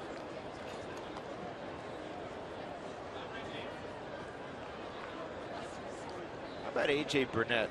He had one of the odder no-hitters in the history of the game. Right back in 2001 against the Padres when he was pitching for the Marlins. Pitched for the Marlins for 7 years. The reason it was odd, he struck out 7, walked 9. Yeah. 9 walks. A couple of double plays mixed in there.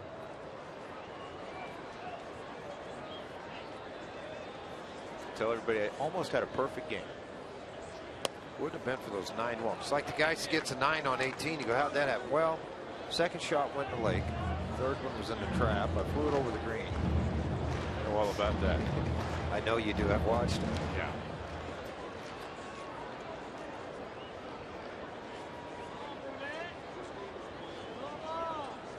.3-0 on LeMahieu. That's a strike. AJ in his careers, 8 games over 500 with the Pirates, which is interesting because he lost 18 games last year. But everywhere else, he's a 500 pitcher, but he's won a lot of games. 129, 129. Can you win 163 games? Had a heck of a career. This is slowly hit to short. And another double ball. It was dropped at first by Pedro Alvarez. I said AJ last year lost 18. That was with Philadelphia. Correct that. Pedro Alvarez just flat dropped this ball. Holy cow. He's got 20 errors. He's going to have 21. Isn't that an error? I mean, you can't assume a double play, but come on.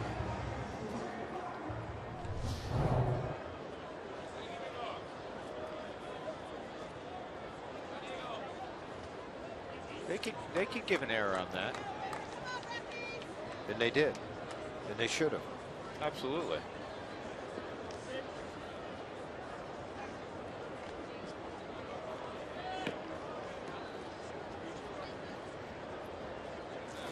Well, most errors in the league by the National League, he's got it by a long shot at 21.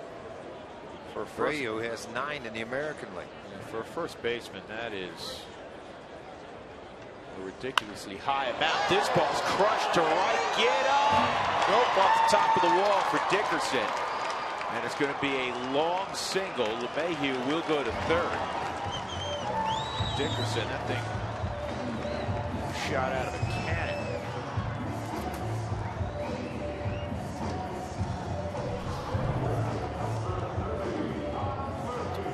Trying to throw the fastball in. Dickerson just sat right on top of it. Had so much topspin on the baseball. That's why it didn't get out of the ballpark. But it was short only by about 3 feet from getting out of the yard.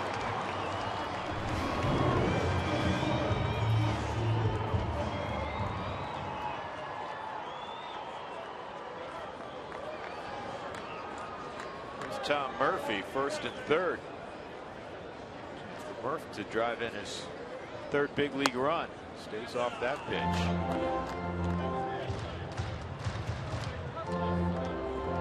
Dougie, most walks in a no-hitter.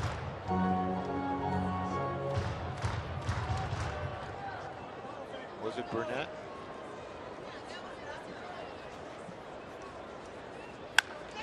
This ball hammered deep left. Take a good look. You won't see it for long. Here come the Rockies. Tom Murphy has just gotten the Rockies back in touch with the Pirates with a 3-run blast. His second major league home run. I think tomorrow I know what the big Mako big hit of the game is going to be. Do you? How about that? Well, I tell you what, Murph got one up into the strike zone, above the hands and up. He just smoked it. That thing, he just came all over the top of that. That ball got out of here in a hurry, and he knew it. Well, how much fun is it for this young kid right now that wouldn't have had the chance with the unfortunate accident to Nick Hundley? Wouldn't even be here, and all of a sudden 2 home runs and 5 RBIs. You said it, George, last inning. Clint Hurdle's managed more games here than anybody. 2002 through a good portion of 2009, and even with a 5-0 lead, he knew this thing was far from over. Well, I think the double play ball that doesn't get turned either defensively cost him. The Rockies made him pay for it. He knows pinch hit. Yep. He knows he's going to pinch hit. Now we'll go back and look at that pitch again to Tom Murphy. You're going to see it throws out front.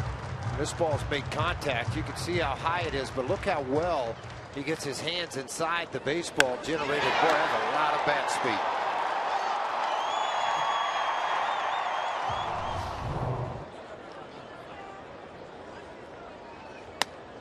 Noah takes a strike. 0-2 on Rafi. Major league record for walks if no-hitter 10.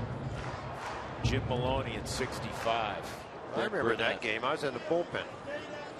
You were? No, I was not. Doc Ellis in his infamous strike 3 in his infamous game, George, at 70 walked 8. And Nolan Ryan at 74, one of his 7, he walked 8. 2 outs. Charlie Blackmon coming up. It's a 2-run game all of a sudden.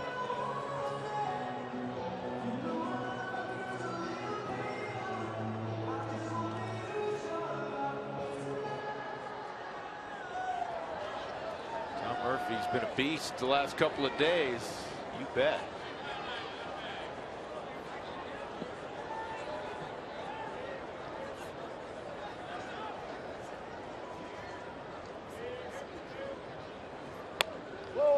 Remember, George, I asked Huey, you played in the Penn League, didn't you? New York Penn League? Yeah, just shortly. I was only there 7 days.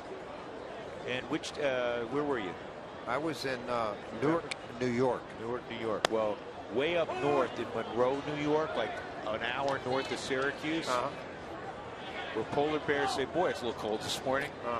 That's where Tom Murphy's from. Well, he likes it up there. Big avid hunter. 1-1 on Charlie.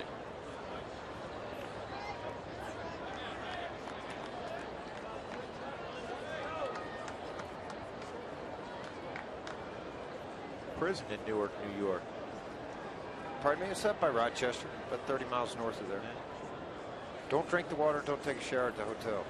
Okay. The one you were in? Yeah. Well, I was there for a half a day. Then I went to the boarding house for $20 a week.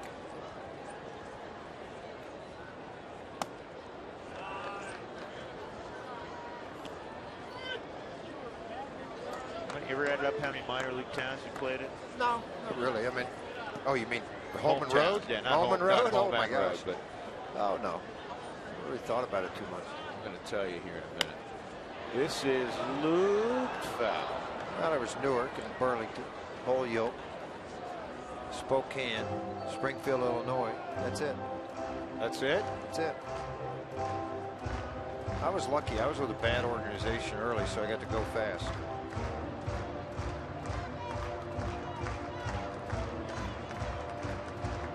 Well, if you count instructional league, it was in spring training. Phoenix and St. Pete.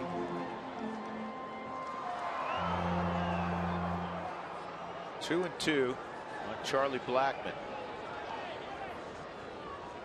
And he gets hit. Now the tying run will come up in Reyes. There's usually one inning that it kind of unfolds for AJ, and it seems like this must be the inning because of the 3-run home run after the double play wasn't turned. That had a kind of a cut spin on the baseball. Charlie tried to roll out of the way and let it glance off. That's a pretty good rib shot. 13th time Charlie's been hit this year. Yeah, Clint's working the gum like only he can.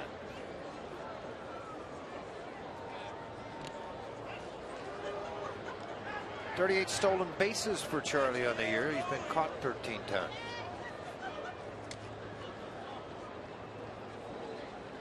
George, you forgot one stop. What's that? Columbus. Oh yeah, I was there. I'm sorry, in '81. Love that park. That was great. Turf, big, That was nice. Thought you were in the big leagues. Great city. Great baseball. Columbus, Ohio is a good town. Johnny Oates was our bullpen catcher at the time, / third string catcher / on my way to be a big league manager.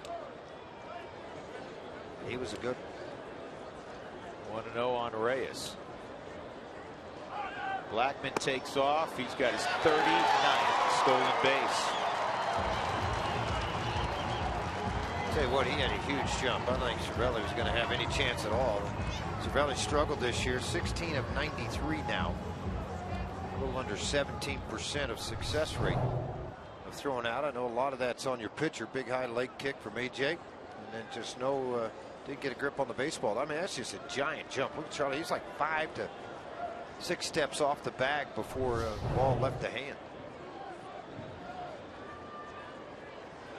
Charlie takes off, and he's safe. That's 40. Good for you. That is outstanding. First Rocky since Willie Taveras to steal 40 bases in a season.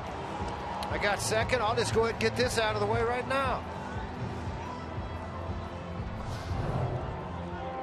How outstanding is that? You love it. Ball's up. Away from him. Lucky that ball didn't get into the outfield.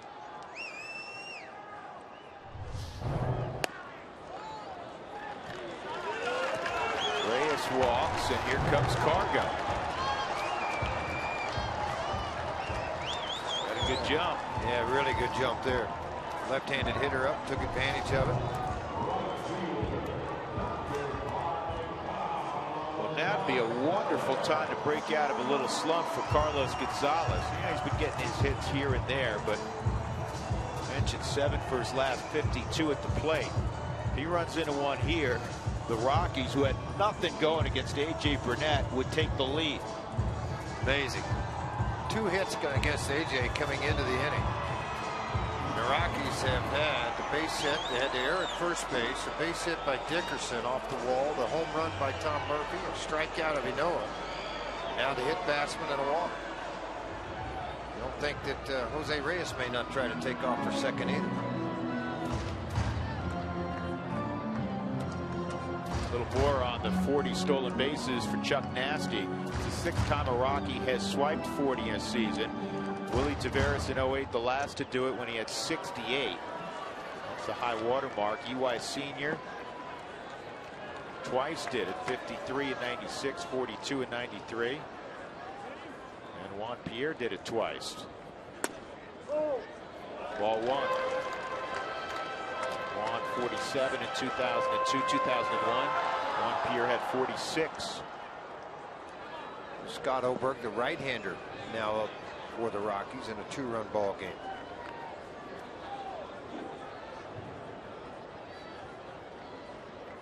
One out.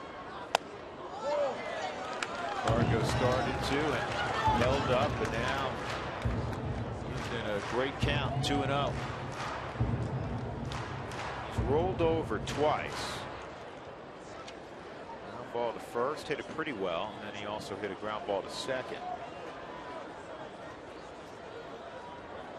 37 home runs for Carlos. 2 outs. Blackman at third, Reyes at first.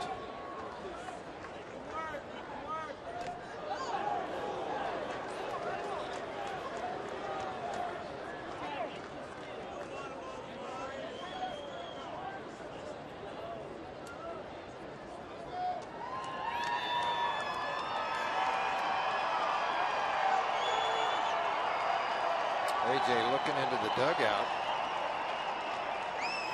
Awfully strong with someone in there.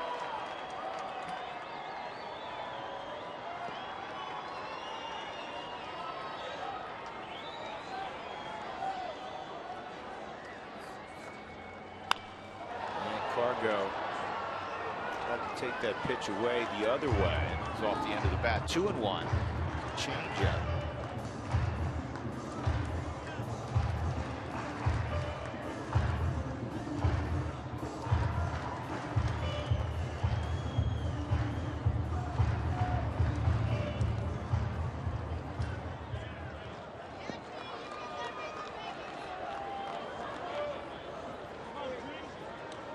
come in with the fastball. 2-1. 3-1. Arenado's on deck. One of the harder pitches thrown by A.J. Burnett, 91 miles an hour. Tried to go get a little extra to get to that inside part of the plate after a changeup. Nolan practicing his switch hitting.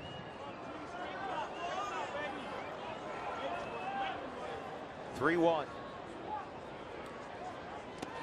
And the bases are loaded for Arenado.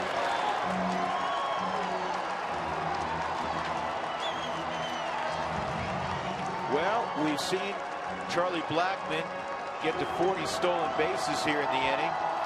It'd be nice to see Nolan Arenado get to 40 home runs. Why not? And another big fly just to add to those totals of 114 RBIs.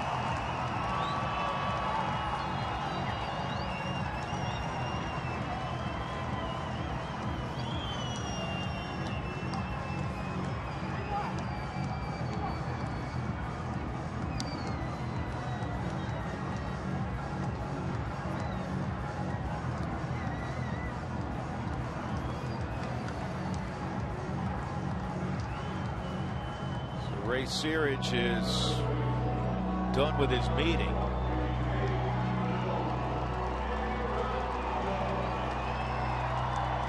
Arenado, 2 strikeouts tonight.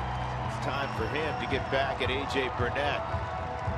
He has 18% of the Rockies' RBIs this year. That's the highest in the National League. And he's sitting on 114 ribbies. That leads the league. He can add to that total in a big way right here. Bases loaded, 2 outs, 3 runs in the inning on the Tom Murphy 3-run home run. How do you miss that badly? You hit Blackmon with 2 strikes. You walk Reyes. You walk Gonzalez. And you paint the outside corner black. It looked like it was off the plate a little bit, but called a strike.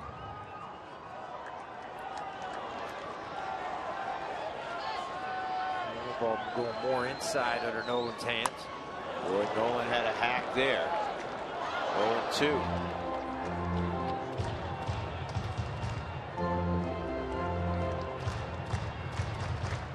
Blackmon's at third, Reyes at second, Gonzalez at first.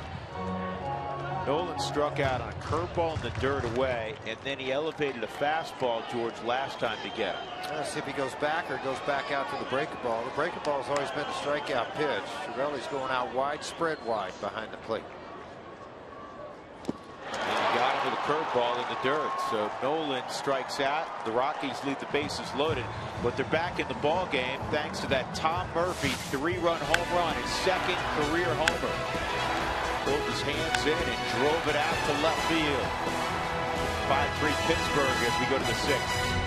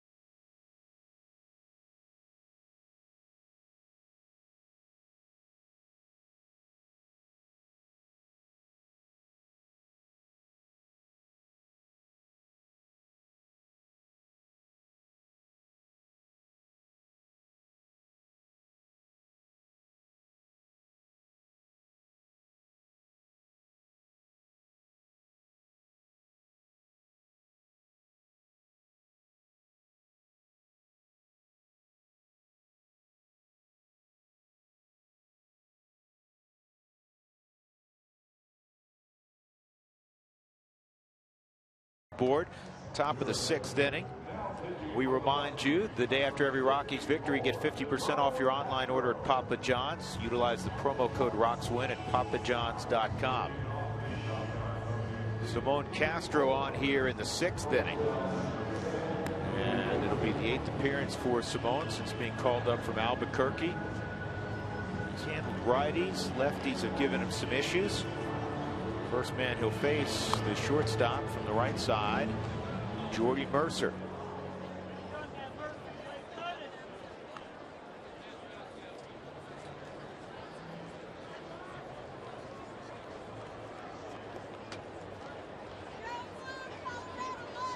Rockies hit around in the bottom of the 5th.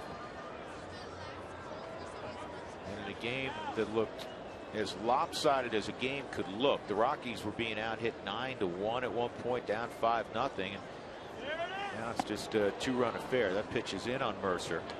Jordy, 2 doubles, 2 runs batted in, both line drives to the left field corner.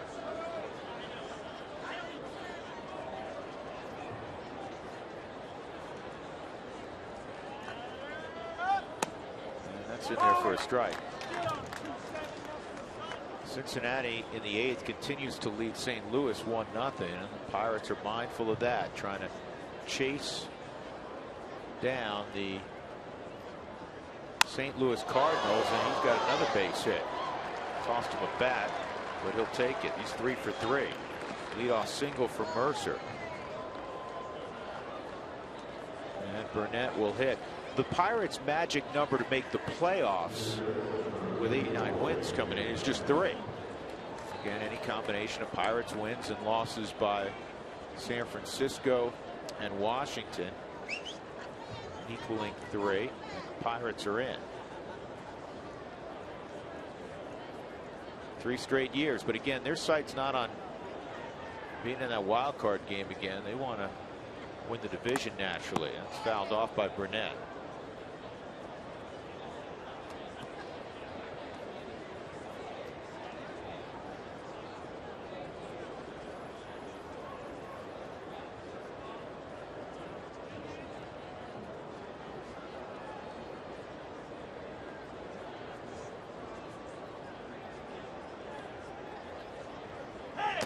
Whoa.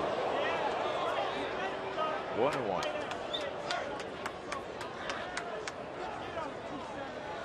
That'll wake you up. Holy cow. Fastball got off to the side of it. Jay able to duck away. Caught by Murphy.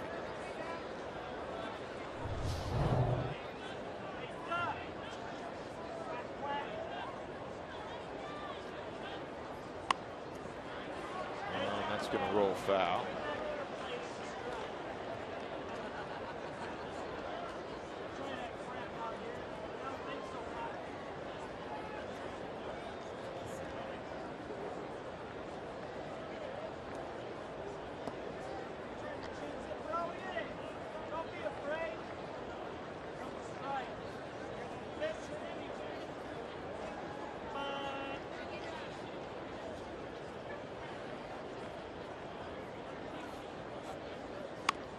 This one he gets down, and Murphy has to get the out.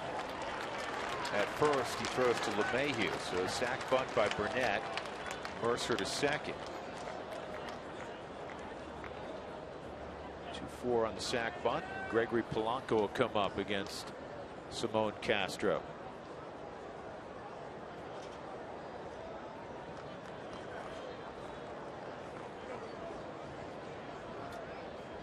And that'll be it. Castro will be out.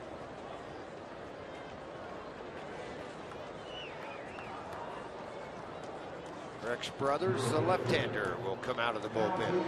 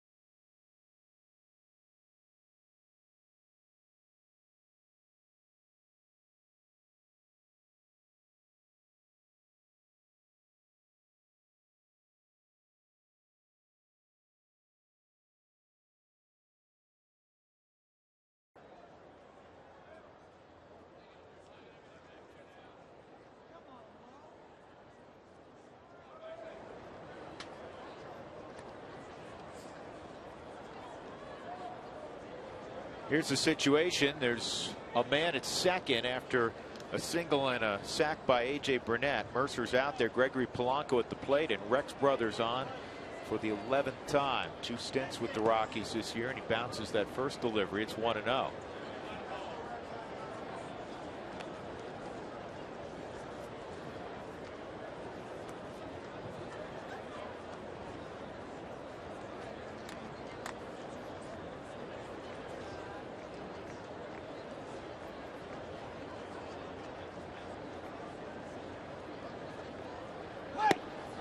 Misses wide with the fastball at 94. 2-0 count.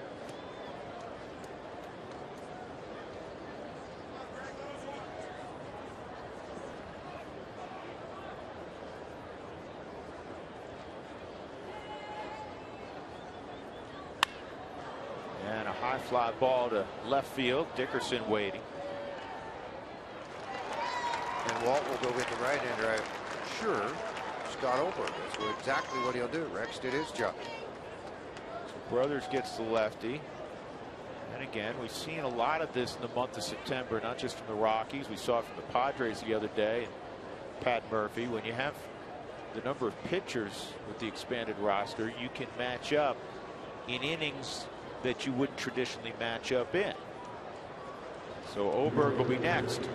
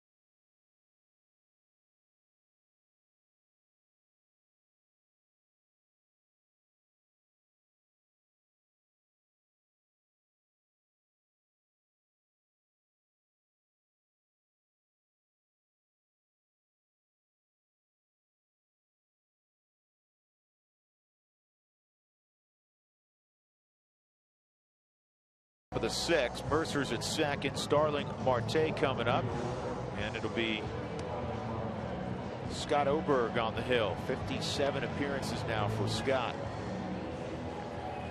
Well, again, this guy coming in, you see the number of appearances, 52 1/3. He's throwing the ball well. The long ball, 10 home runs given up, has bitten him at times. He'll have a runner at second base, 2 outs. Walt trying to work the matchups the best he can.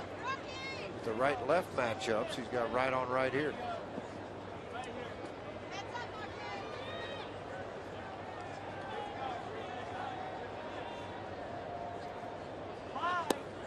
Outside on Marte.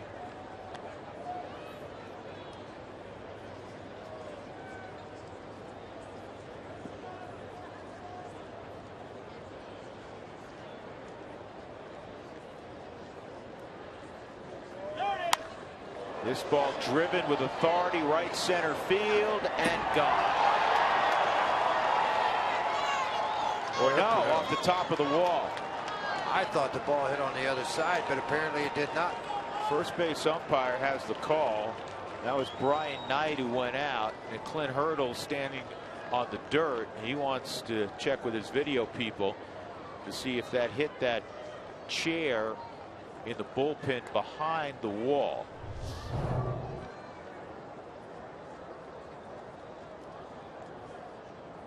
Hit right on top of the yellow wall and came back, it appeared. They're going to look at it. It didn't hit anything over. It didn't clear. It hit the yellow and came back. Yep. It's a good call. Yep. Nonetheless, the run will be charged to Castro.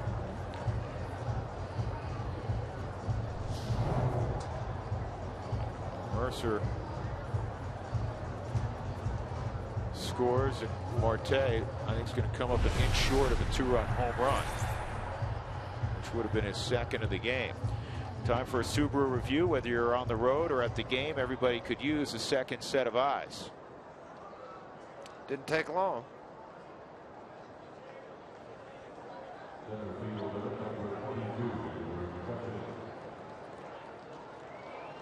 Second RBI for Marte. And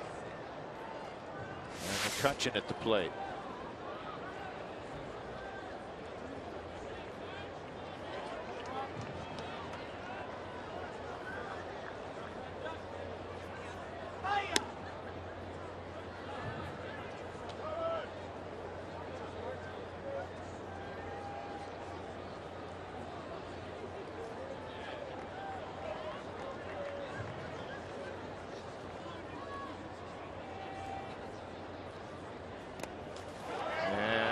In the dirt, kicks away. Murphy's got to go find it.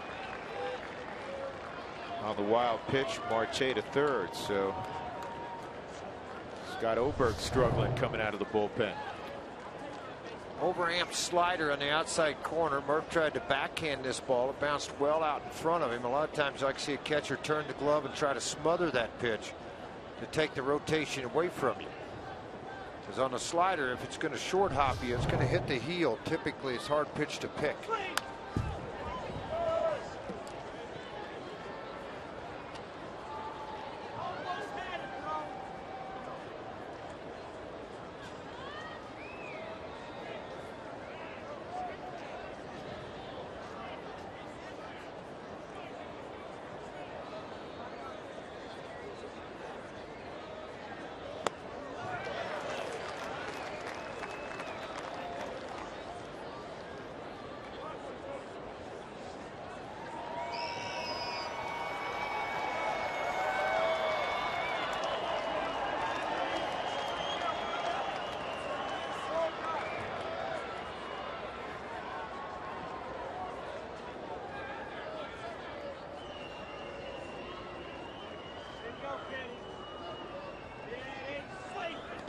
Trying to get McCutchen to chase the breaking ball in the dirt. Experienced hitter.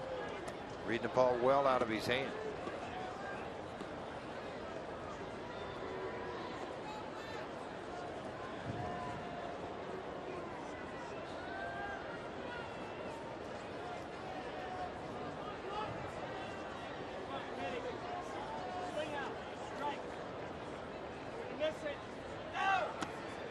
Get him a bite there. And it's another walk from McCutchen. You want to put up a quick 0 after the Rockies batted around and scored 3. And the pen has not been able to do that. Aramis Ramirez coming up. He homered in the first. Strikeout and a deep fly ball to center in his ensuing at bats.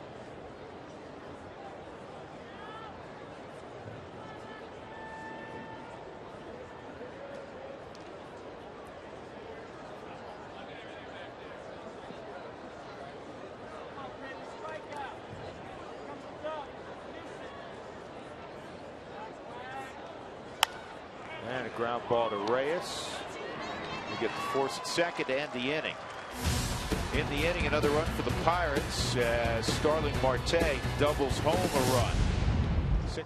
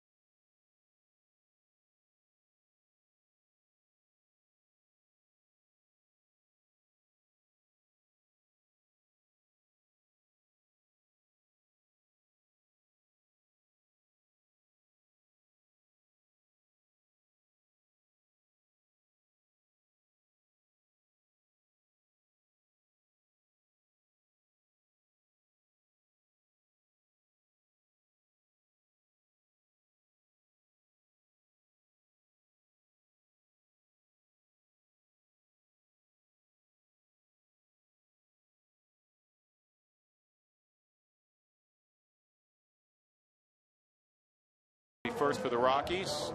Here's our Data Strong fan photo brought to you by T-Mobile. Well, it's our final Purple Monday at home of the season. Joe Smith representing. Morneau is 2 for 2.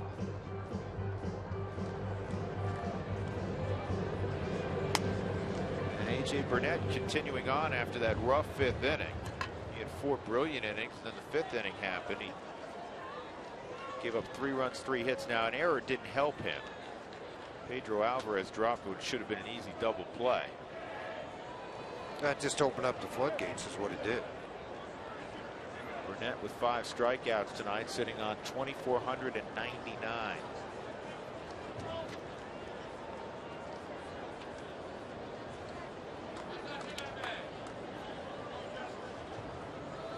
Christy Mathewson next.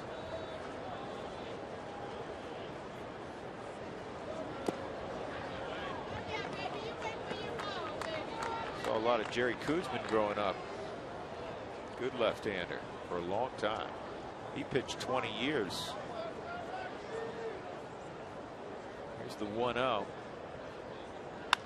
That ball is driven to left center field and deep, but it's going to die shy of the track at the 390 mark as Marte makes the catch. Doug, what year did Jerry Kuzman retire? It was his last year.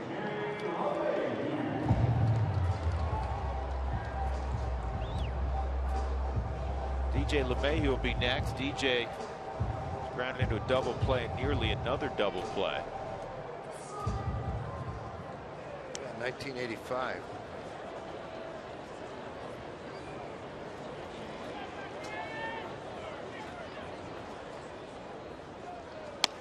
Off the plate. I think that was the neatest thing about you being a young player coming to the big leagues. You see some of those great stars of the time, like Kuzman, Johnny Bench, Tony Perez. There was a ton of guys that's just fun to be around.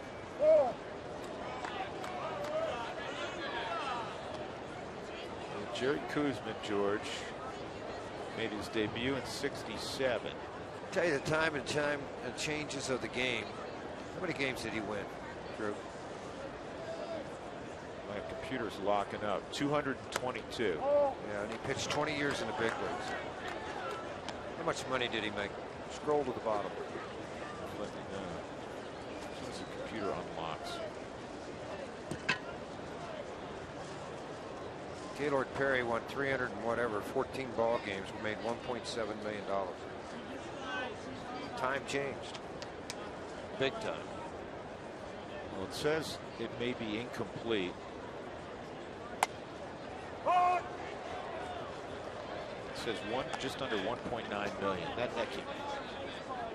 Well, it can be.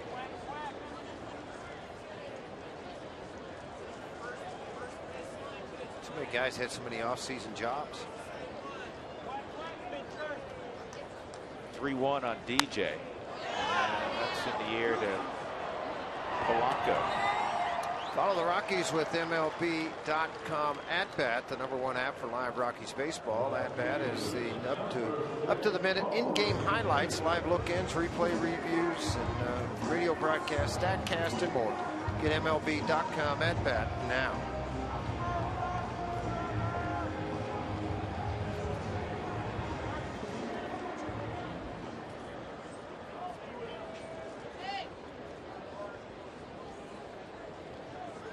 Corey Dickerson ripped one off the top of the wall his last time up.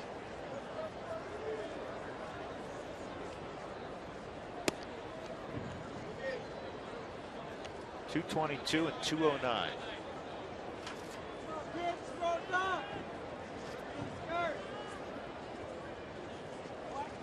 You want to really shock yourself? Look how many innings you pitched in one season the most. Well, here you go. 263, 241, 212. A couple of injury years. 263, 265, 239 and 2/3, 247, 226, 235, 263, 243. You get my point. Yeah.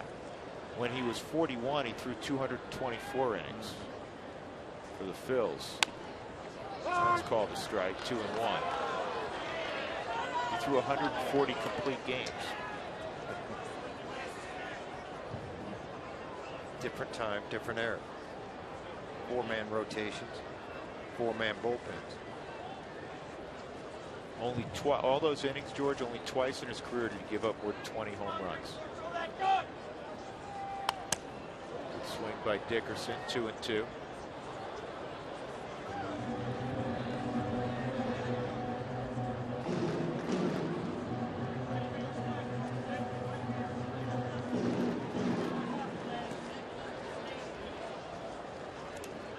.336 lifetime ERA too. 20 years. Long backswing caught Cervelli in the side of the mask from Corey Dickerson. The active leader in complete games. Dougie just alerted me. What do you think? Career active in complete games? Complete games, career active. Well, you're not talking about the Cy Young area. There are you? No, I'm talking about right now. I mean, guy who's active guys active, right now? Oh, gosh. This ball's line fair to that right field corner. As it's cut off there by Polanco, it'll be a double for Dickerson.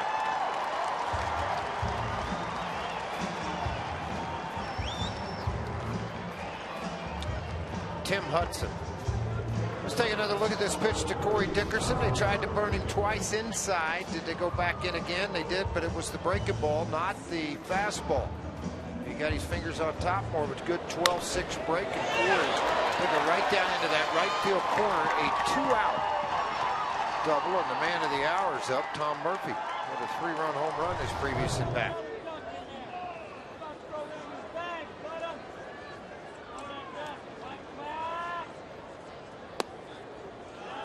Here's the home run last inning.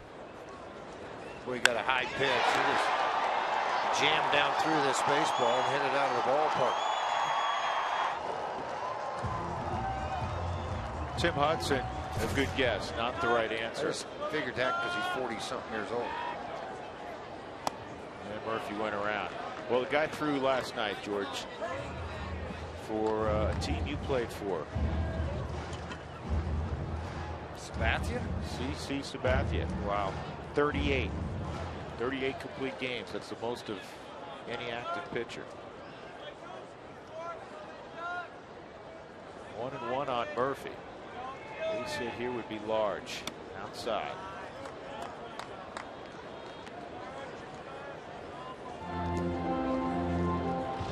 Jared Hughes is up in the Pirate pen.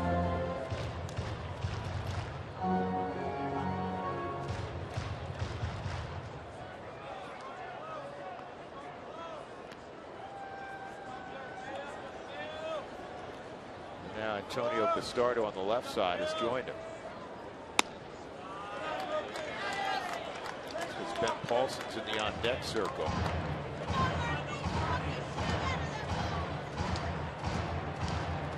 .93 pitches right now for A.J. Burnett.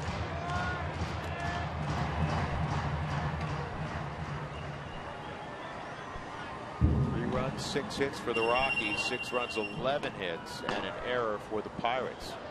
Don't look fastball. I mean, you know, you sit here and think 3-1 count, and your minor league mind comes in, dead red fastball. Try to take it away from his power. It's a fastball, but he walks it. So 2 on for Ben Paulson. We'll see how Clint handles this.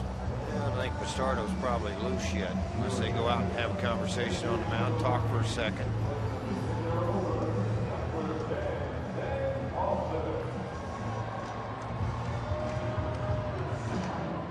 Cervelli will continue until Larry Vanover comes out.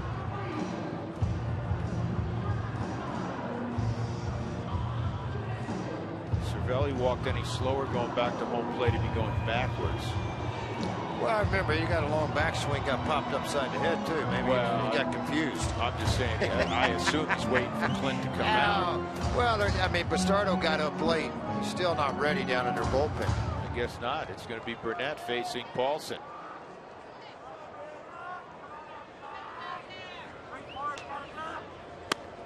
Outside on Ben. He's had a great number of big hits late in ball games. Trying to produce another one. He's 5 for 15 off the bench. 2 on. And 2 outs. Rockies down a 3 spot. Good eye from Paulson. 2-0. By not having the left-hander ready in the bullpen and ready to come into this ball game, you could back that right-hander into a tough corner, or the left-hander Bastardo with Blackman in the on-deck circle. And Clint may have been thinking the whole time, I'm going to let AJ face this guy no matter what. And let the 16-year veteran try to get the younger player. 3-0. It could be. Thinking if it got to Blackman, that's when I'd bring in the veteran. Pittsburgh 2 for 10 with runners in scoring position. The Rockies a couple of chances. They're 1 for 2. Ball 4. A 4-pitch walk has loaded the bases for Charlie Blackman.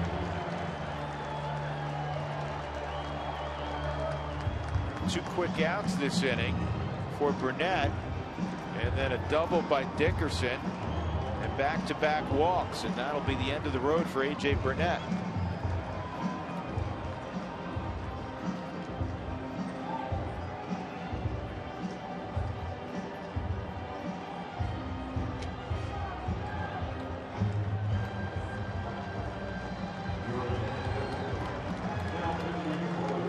Antonio Bastardo, former Philly, will come in.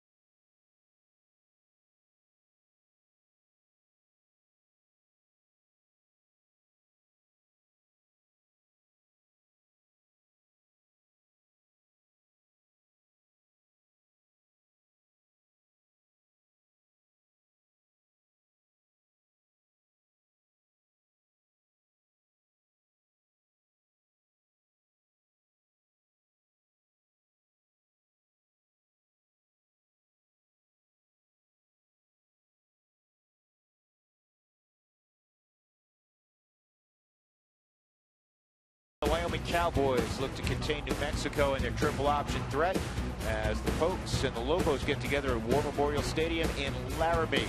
It's this Saturday, kickoff at 1 right here on Root Sports. There's a Cowboy in the house. Big Cowboys in the house also. Tracy's around today. Charlie Blackman with the bases loaded against Antonio Bastardo. 143 on the year. He's 1 for 7 so far with the bases loaded, but a couple of RBIs. Bastardo making his 60th appearance. He's 4-1. A specialist, 51 2/3, 59 strikeouts. Left-handers have hit just 153 against him and only 1 home run. Yeah, in his last 10 2/3, he has struck out 18. He is tough on lefties. He's hung around a while.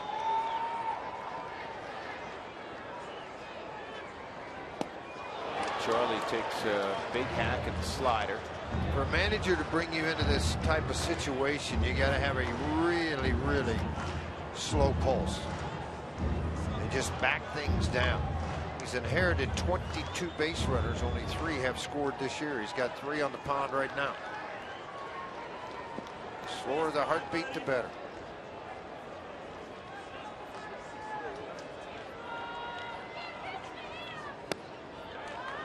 One ball and 1 strike.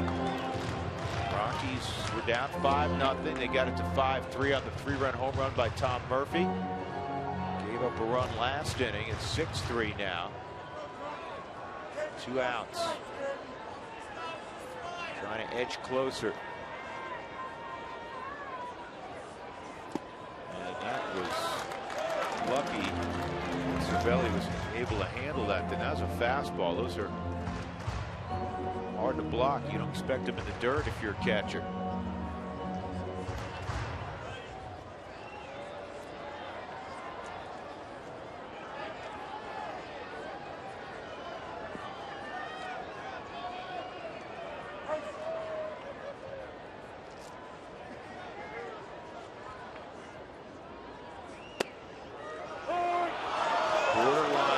Called a strike. In fact, that wasn't so borderline. That missed by a lot.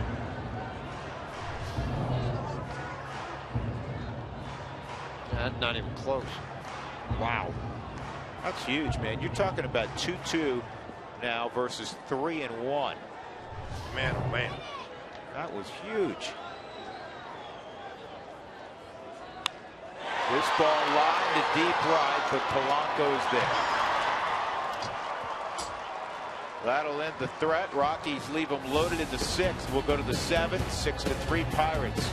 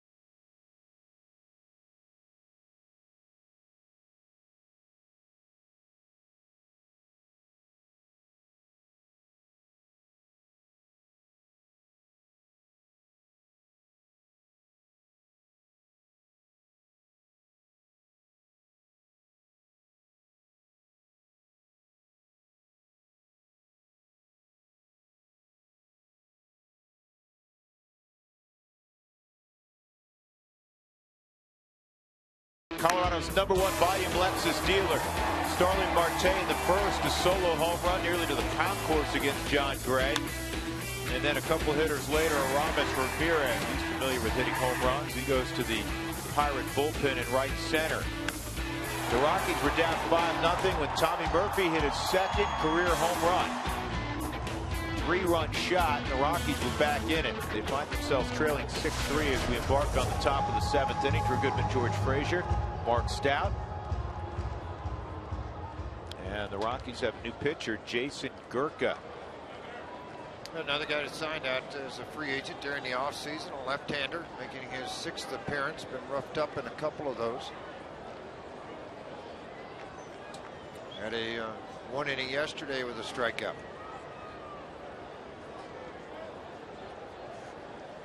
So Neil Walker, the veteran switch hitter, will flip around to the right side.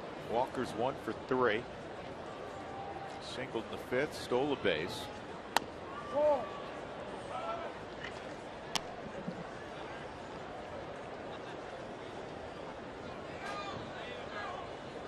Just a good solid player is Neil Walker. Dependable defensively, 270, 14 home runs, 62 driven in.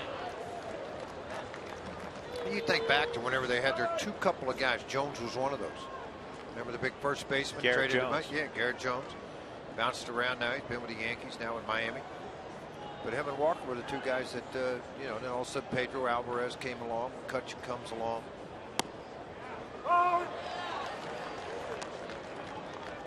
Larry Vanover's had a lot of eye rolls tonight.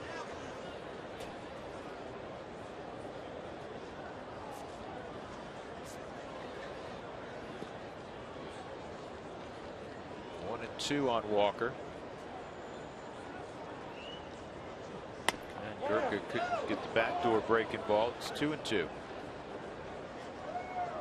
The Rockies this year have used 30 pitchers. It's the second time in their history they've utilized 30 pitchers in a season. 07, the World Series year, they actually used 30. And a strikeout of Walker by Gurka.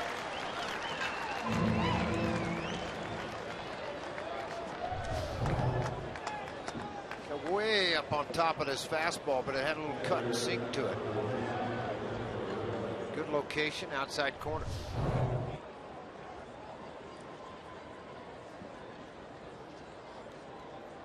Steve Foster looking on as Francisco Cervelli, who's 2 for 3, steps up. Most pitchers used by one team this year in baseball is 36, the Atlanta Braves. Braves got shut out in New York tonight against the Mets. Jonathan Neese started that game for New York. 4-0 a final. That's a strike, 1-1. Michael Moore stepped out in the on-deck circle. Clinton going to go ahead and play the right-hander. They've got Justin Miller to counter that in the Rockies bullpen.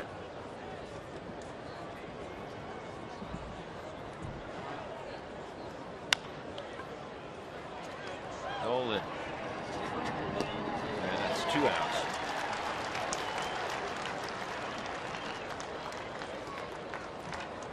Big series in Toronto at Rogers Center. The Jays win again. They beat the Yankees 4-2. Blow to the Yankees. Hopes of overtaking Toronto. They're now 3.5 back in the East. Brooks Brown has got up and started throwing now. A minute ago was Miller. Thank you, Dougie. With Gurk out there, there's a predictable move by Clint, because when they have a lead late in games, they switch out Alvarez from first base. Use Sean Rodriguez a lot over there.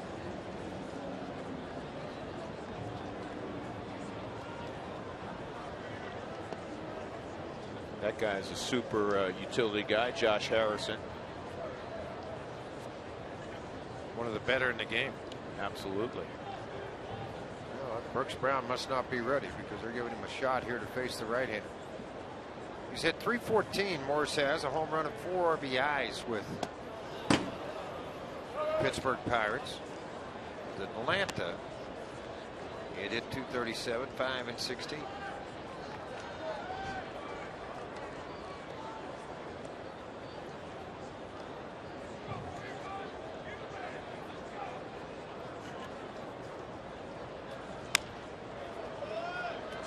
Nolan's got another chance on the move. He throws out Michael Morris. Good inning for Jason Gurka. Stretch time at Coors Field. Rockies trailing 6-3.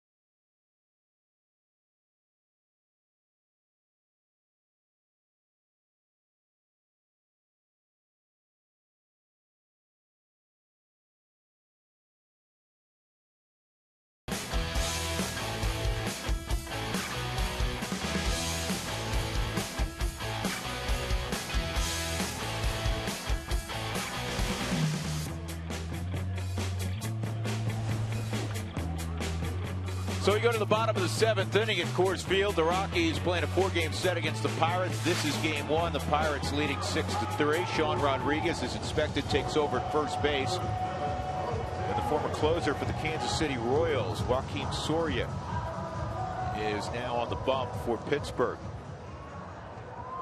Another one of the right-handers, 23rd appearance for him. He's had 1 of 4 save opportunities. When Melanson needed a day off, 275 earned run average. He has struck out 18. He endured the Tommy John surgery a couple of years ago and has bounced back from that. Jose Reyes, Carlos Gonzalez, Nolan Arenado swung on and missed. 0-1 on Jose. Single and a walk tonight, 1 for 2.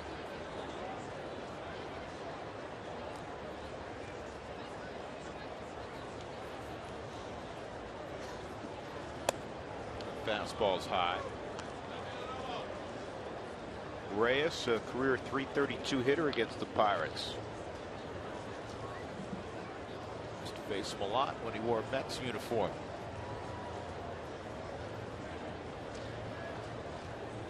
And Jose hits this ball straight away. Cutchin flags it down.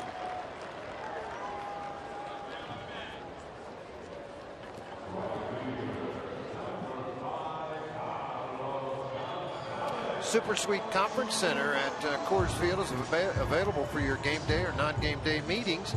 Groups of 25 to 200 will enjoy the views of the city as well as the field from the unique meeting places. Call the Rockies 303 and make your date a set date for one of your groups to come out to the yard.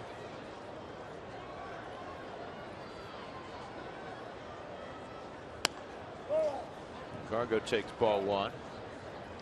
Justin Miller's up for the Rockies. Been up a couple of times tonight.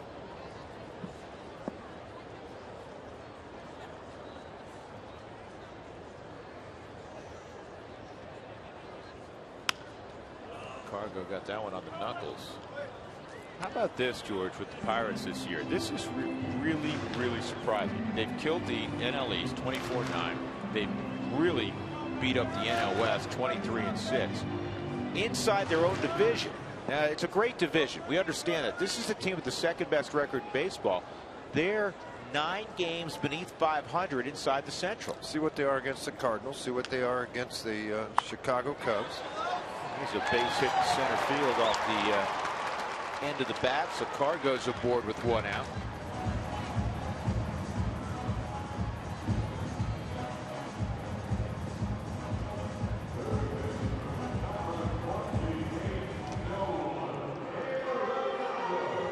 Nolan will face Soria here with 1 on and 1 out. 0 for 3 strikeouts tonight for Arenado. Rockies struck out 14 times yesterday.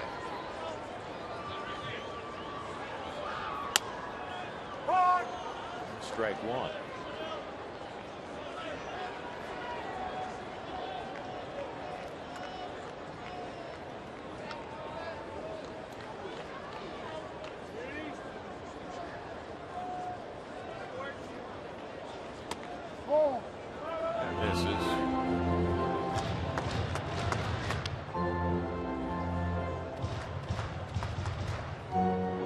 Pirates go from here to Chicago.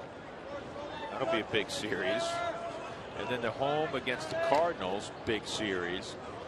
They finish at home against Cincinnati, which I'm sure will be a big series from their perspective, not so much for the Reds. Tough place to try to make the catch. Rodriguez and Walker.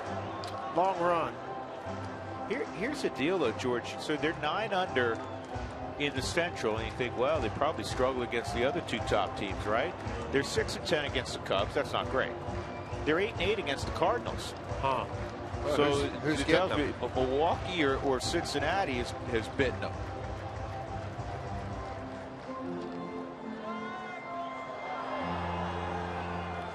They're 6-10 against the Reds this year. And they're a game under 500 against Milwaukee, 9-10. Boy, it has been a tough night for Nolan Arenado. He doesn't have many at the plate. He's struck out 4 times. This game can be pure torture at times. It'll humble you really quick when you get on that top mountain. That's pretty amazing. You may feel great about everything, and then when you hit that cement, boy, I've done it. It hurts.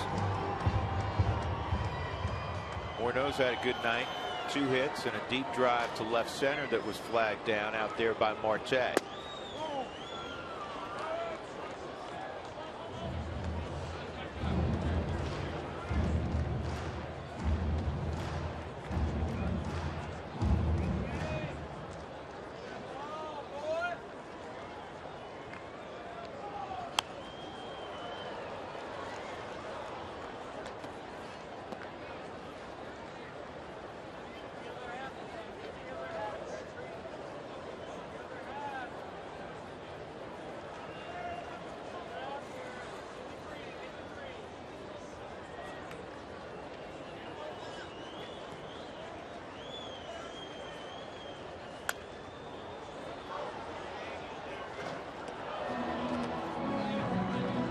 Ball, 2 strikes. Rockies 500 in the month of September, 10 up, 10 down. Started this homestand, the final homestand of the year, taking 2 of 3 from the Padres.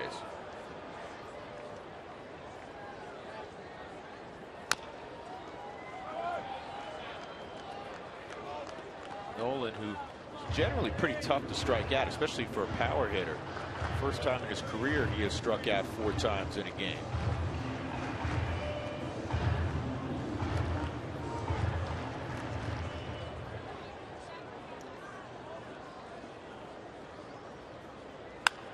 This is going to get through. 3rd hit of the night for Morneau. Cargo will stop at second, and that'll bring up the tying run in LeMahieu.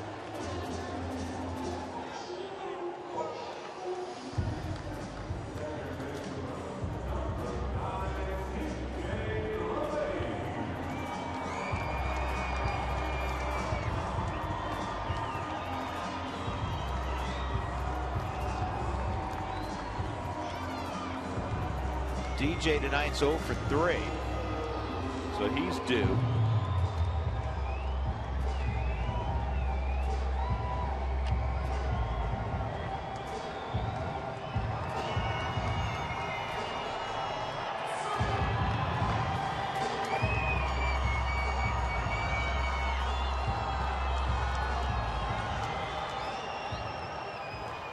Went earlier this year. Passed the 900 win mark in his managerial career.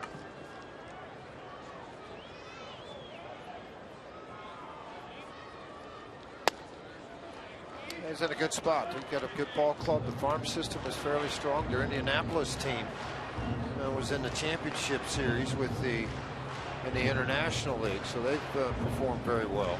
You know, at that city, which is a great baseball city, as you well know, George, Clint was the right man at the right time.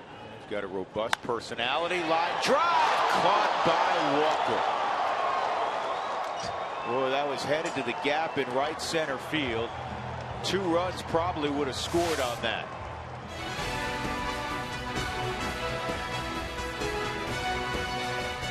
Walker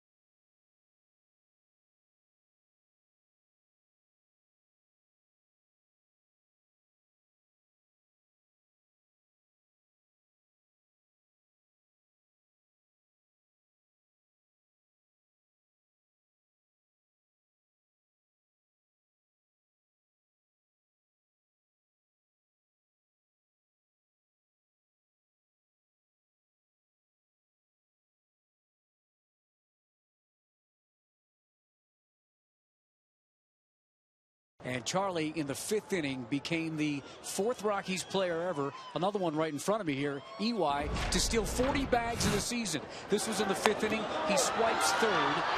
So there's his 40th bag of this year. They bring it in from the grounds crew, give it to Alan Bossert, authenticators, get it all set up, and that will be a little memento for Charlie. First pitch is outside.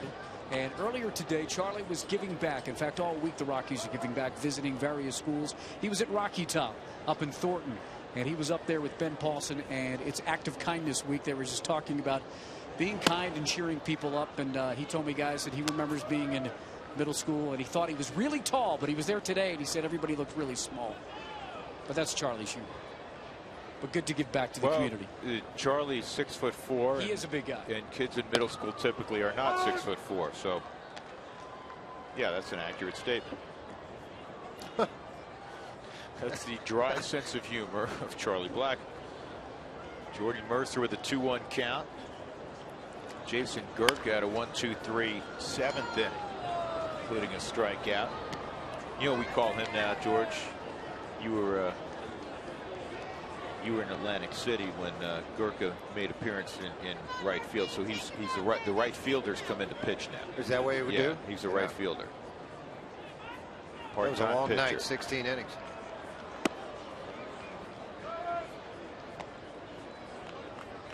By the way, I've done this on Twitter, and more importantly, I've done it. You know, you and I chat all the time, but congratulations to Georgia. I mean, what an amazing accomplishment. It was a lot of fun. Top 10 at Miss America. She'll be here Thursday and Friday. Looking forward to that. Kelly Johnson from here in Colorado did an outstanding job. We got a lot of backing from nurses right now, but she did an outstanding job also. Had a lovely time visiting with her mom and dad. They all live in north of town. Here's the 3-2. That's left by Gurka. I told you he's an athlete, George. He's an outfielder. I mean, he's an outfielder on the bump. It's like Walt said, I needed to have he was our best power shagging pitcher. So I threw him out in right field. What a change up, stayed up a little bit in the zone, reached for it, had it, casted the bat out over the top, hooked it right at Gurka, able to catch the ball and make the play. This is Travis Snyder coming up. There's a play again. Well, we were all real proud of her. Thank you. It was a great experience. Chris watched the whole thing, and she just thought Georgia was terrific. We had a really good time, enjoyed it. Kay's nerves were. Oh, stop it. Kay handled it better than you because you were calling me and texting me every time. I had to talk to you. I had to teach you how to breathe again. Yeah, it was a tough time. Snyder hits it in the air to Charlie. He's got to come quickly and get there.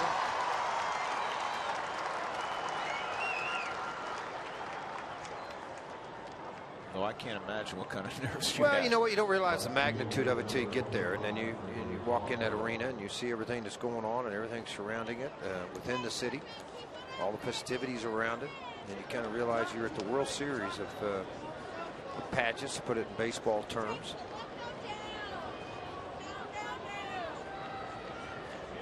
Somebody asked me the other day on a national radio show talking about baseball, and they said, where would you put that in its perspective? I said, by far better than anything I ever did. Sure. It's your child standing on that stage. It's different when it's your kid. Well, it's funny, too. You know, people rip your talent or they rip your swimsuit. They do this. Or when I say rip, they get on you. And I always think to myself, I'd like to see the person that's writing this run up there on the stage and sing, or put on a two-piece bikini and walk across stage. You know what? Thank you. Yeah, it's kind of like when the guy says that guy's a bad catcher, bad pitcher. Well, let me have you here. I'll hand you the ball. You run out there and you face Andrew McCutcheon. See how it works out for you. Yeah. I always say it takes a lot of courage to be out there. 0-2 on Polanco. And that's just fouled off.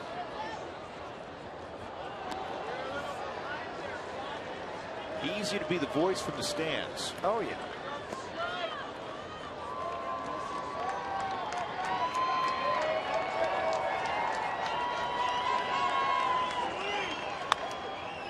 This is in the air to Blackman. Gurka faces 6 guys, and he got them all. Right fielder's not a bad pitcher either. Yeah, pretty good, isn't it? We'll go to the bottom of the 8th. The Rockies got to get the O cranked up, down 6-3.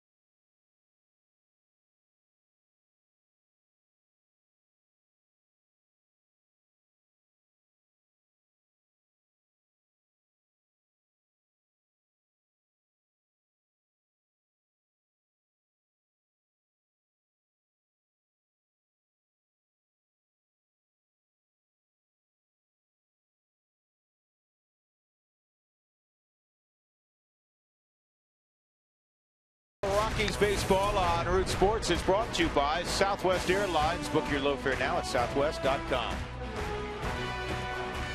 Monday night in Lodo. 6-3 Pirates. The Rockies will have Corey Dickerson leading things off in the 8th inning. The left-handed setup man Tony Watson is aboard for the Pirates. Corey struggled swinging the bat the other day. Tonight he swung it very well. Single and a double. 2 for 3. Hard throwing left-hander here. I'm going to see a pretty good fastball slider mix. Good hammer.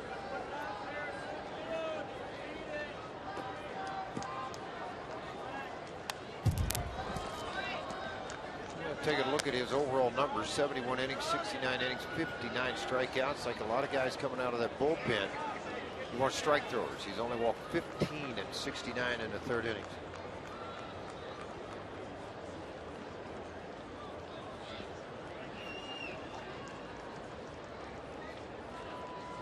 Here's the 0-1. Inside, 1-1.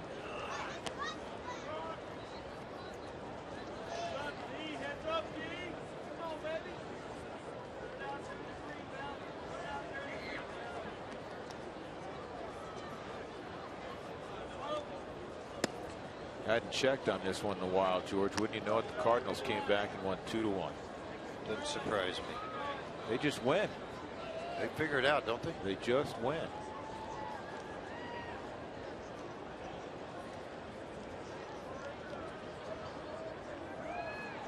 That misses. 3-1.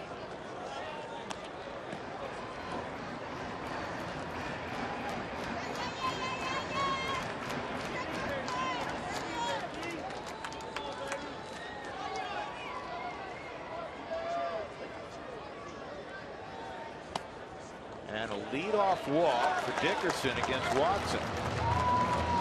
Tom Murphy will be next. Don't miss Fan Appreciation Day at Coors Field this Sunday. Every fan is automatically entered into a drawing for Rockies merchandise and autographed items just for attending the ball game that day. So make sure you get out for Fan Appreciation Day Sunday, September the 27th. The Dodgers will be in town.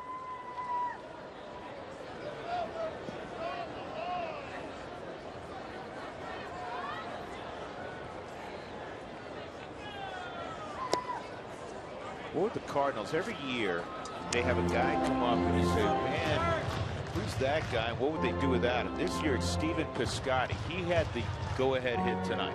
The other guy is Pham, the center fielder's played really well lately. He's come up with some big base hits. Grichuk has come up, played well. Grichuk's been Pham's really the other good. one. Pham's the other guy that came up and has played well.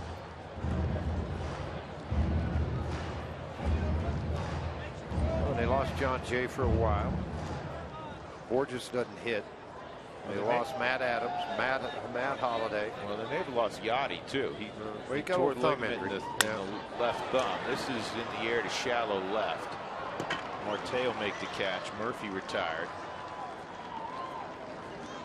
And that'll bring up Willie Rosario. He'll be the pinch hitter.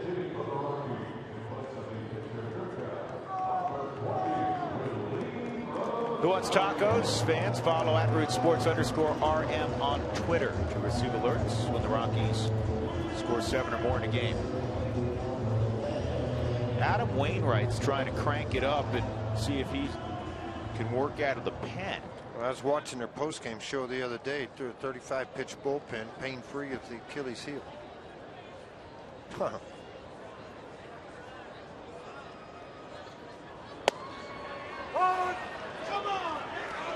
Matt Holliday has played just 11 games since June 9th. He's relegated to pinch hitting right now. His quad not ready to be tested out in the outfield.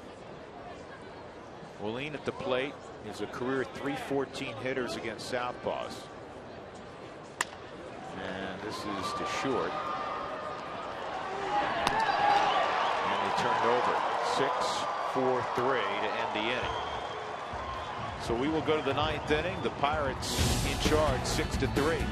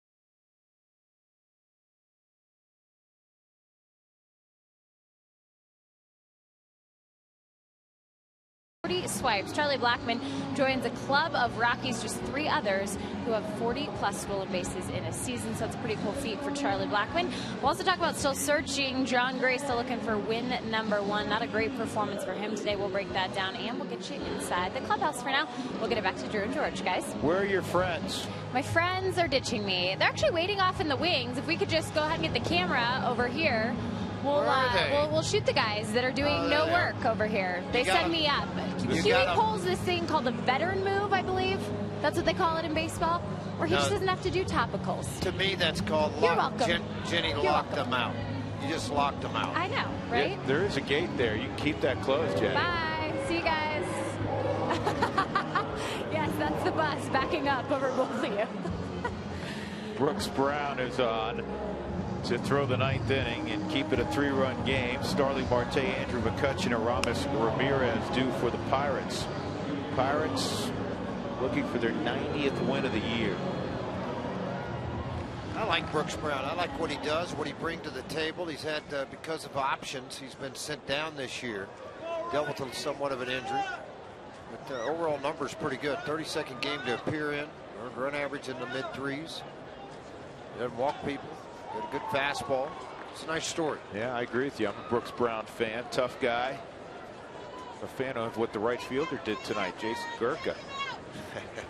2 shutout innings, including a strikeout. He was good. He's very good.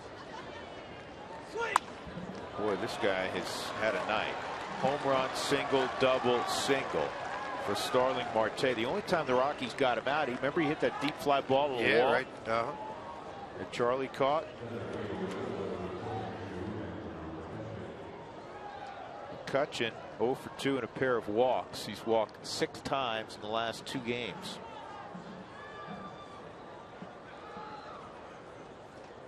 There's an old school jersey. That's and hat. Yeah, old school hat also. One of my all-time favorite players, Jordan. I know one of your favorite guys that you competed against. Pops was a great guy. Wonderful guy. He's the one that held that clubhouse together when we are family. He was a special leader and a special player. 475 career home runs.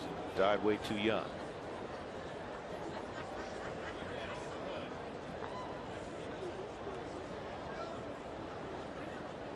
Got a little bit of the DeColve look, doesn't he? The glasses. Rockies pitch out.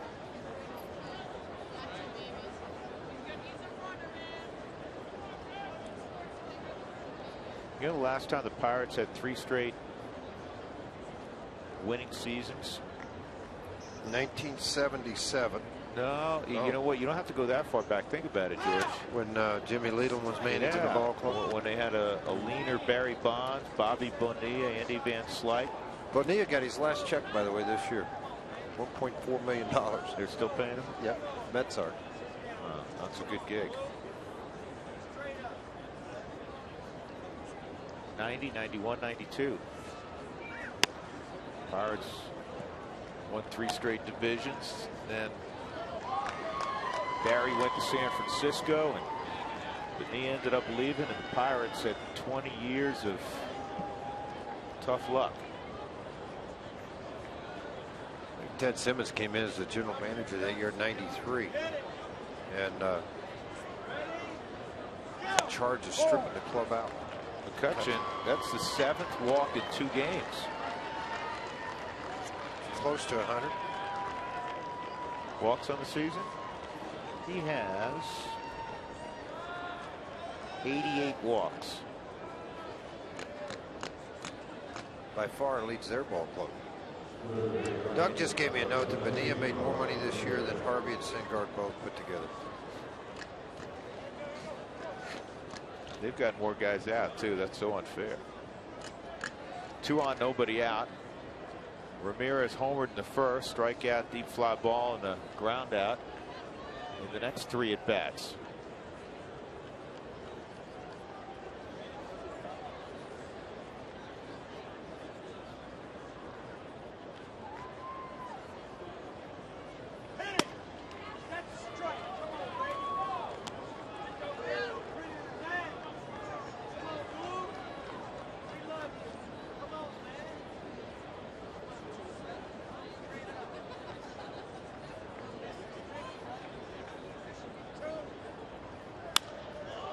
Ball is hit foul down the left field line.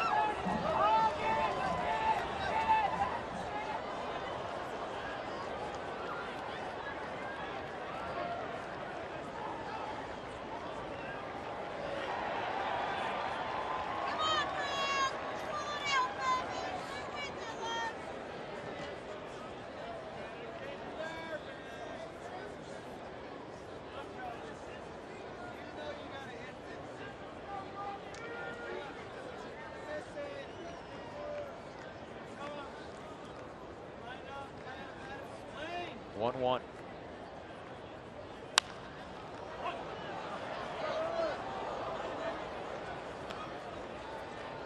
John Gray started for the Rockies tonight. Not sharp. John just went 4 2/3, allowed 9 hits, 5 runs, 81 pitches, 1 walk, 5 strikeouts. Location more often than not was up in the zone. Didn't have a real good fastball.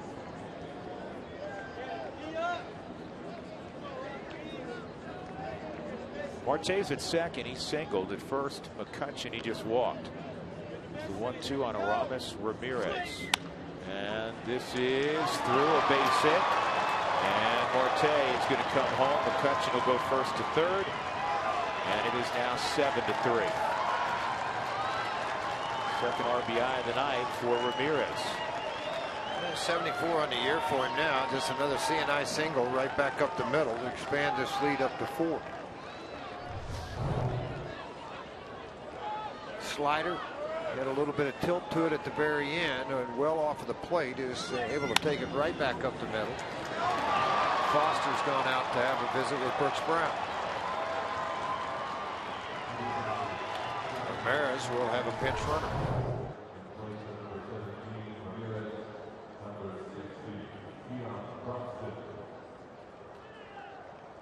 Now, pinch running for Ramirez is Keon Broxton. He was just brought to the big leagues today. He's making his major league debut. Congratulations. Young man had a good year in the minor leagues. He was brought up when they placed Gong on the 60-day disabled list. This kid's got a little pop in his bat. He also runs very well.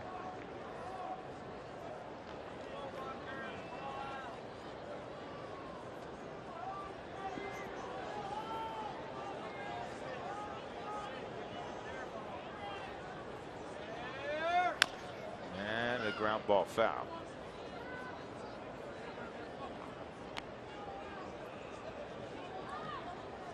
That's how Walt made his debut, George. It's a pinch runner. Yeah.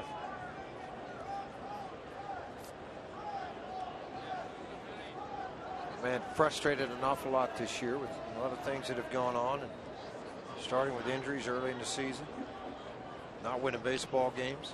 Been a tough year. And this is gathered in by LeMahieu, who's going to get an out. But scoring is McCutchen. Neil Walker gets an RBI. And it's 8-3.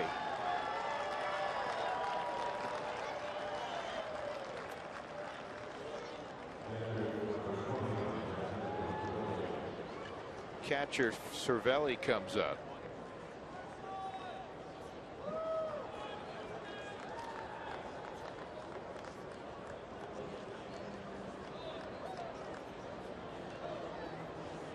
Cervelli's 2 for 4.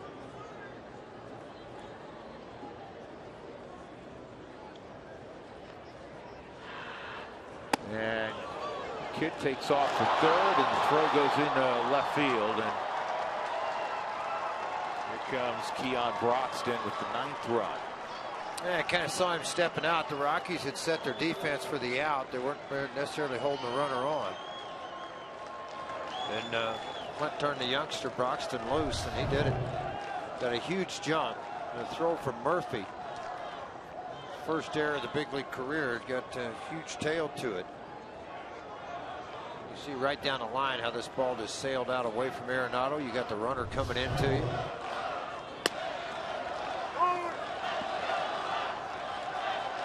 I'll tell you what, just watching him run there, George, he is fast.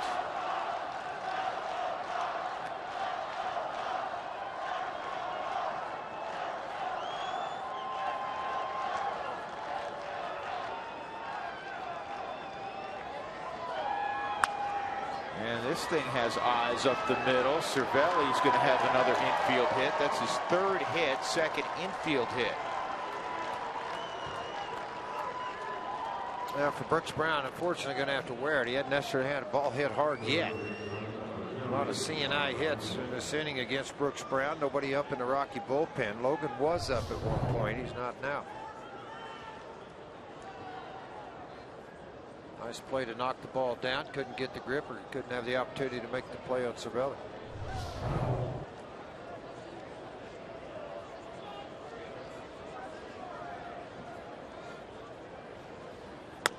On the outside corner, a strike.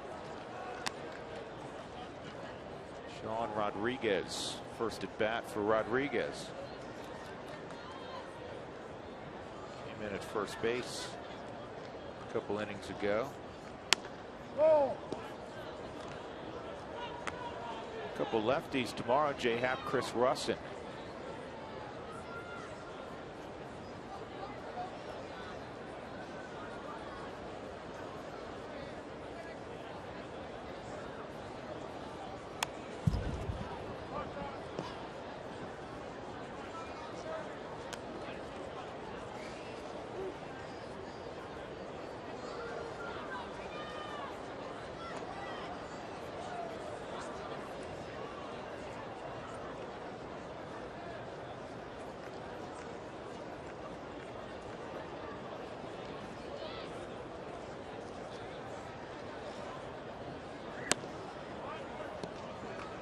2-2. One out with Cervelli at first. Pirates came into the ball game with a run differential of plus 87. They actually have been outscored this year in the first inning, but from the 5th inning on, they are plus 65 this year coming into tonight's ball game. So they get it done late in games. What do they say in the NBA? Final 5 minutes, winning time. Well, late in baseball games often is winning time, and the Pirates have been very good late. Add it up, and that's why you have 89 wins against 60 losses. Jordy Mercer at the plate.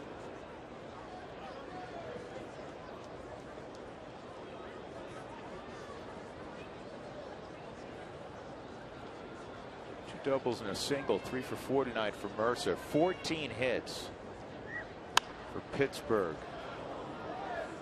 The inning gets extended. Josh Harrison is on deck. On the other side of that, the Rockies had chances.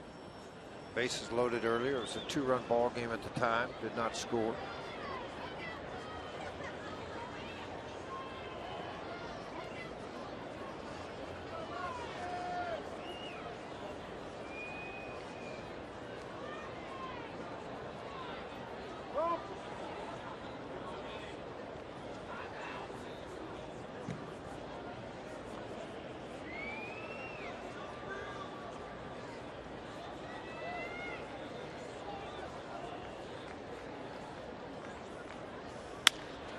And that's going to sneak up the middle.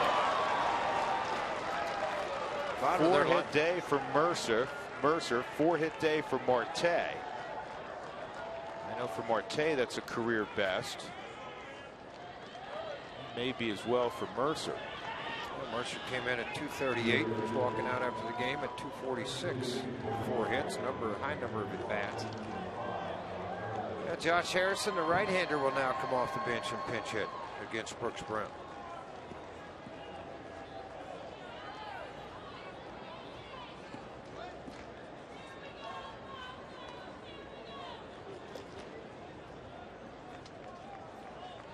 That ties a career high for Mercer. It's the 3rd time in his career.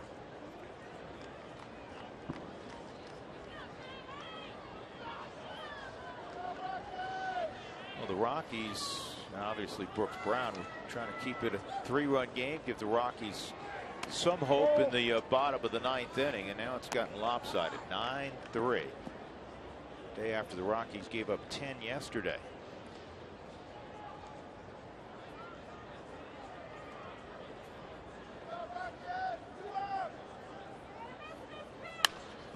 And Harrison hits this in the air to Cargo. This will end the inning. 3 more runs for the Pirates in the 9th. 9-3 as we go to the bottom of the 9th.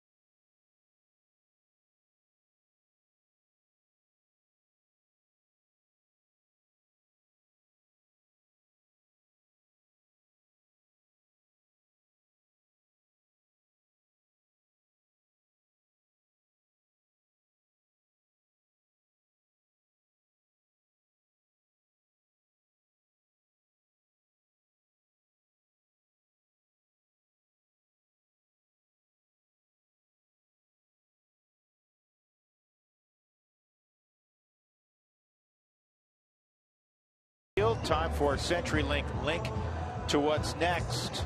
Tomorrow, Jay Happ, since coming from Seattle, has been just terrific for the Pittsburgh Pirates. Chris Russin will go for the Rockies. So it's a couple of left-handers tomorrow. We're on the air with the pregame show at 6 o'clock right here on Root Sports. Josh Harrison stays in the ball game. He'll be at third base here in the bottom of the ninth.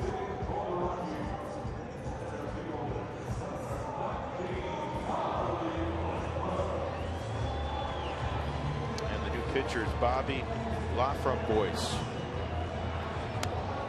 Will be the 7th appearance for the lefty. Rockies have 2 lefties due in the inning. Charlie Blackmon, Carlos Gonzalez, sandwiched in between the switch hitter Jose Reyes.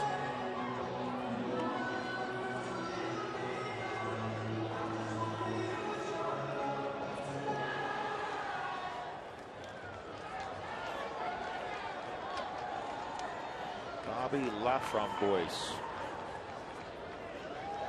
Pretty good ratio, 8 strikeouts to 1 walk. Blackmon tonight 0 for 3, was hit by a pitch in the 5th, stole 2nd, stole 3rd, which pushed him to 40 stolen bases this year.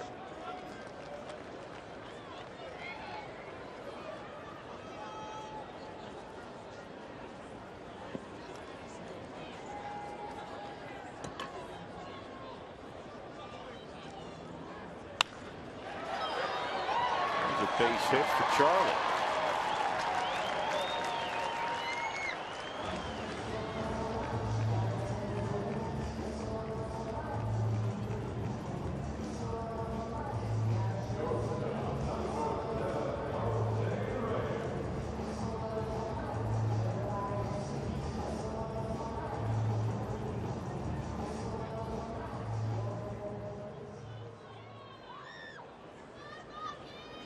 Reyes tonight a single and a walk, 1 for 3.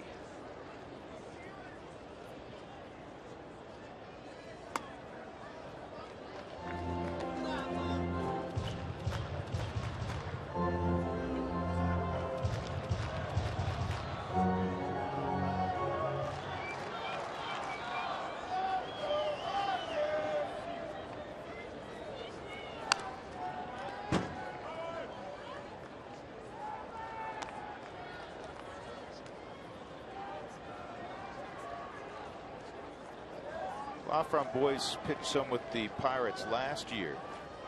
In Indianapolis this year, he had a 2.98 ERA.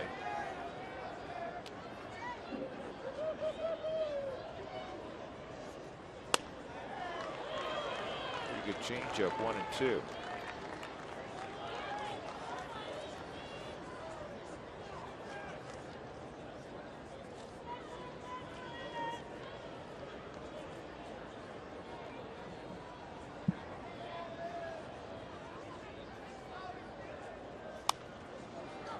George, we got a shot. I got it. You can have it. It stayed. No, it didn't. It did? No. I thought it stayed on the shelf. Coming at me, but I'm leaving. That's good. Look at Sammy. He was right on. All right, where'd it go? See it roll back out. Yeah, it rolled down. Trying to think about it. Wish that one would have got out. It won't. Sean Rodriguez makes the catch. Reyes retired.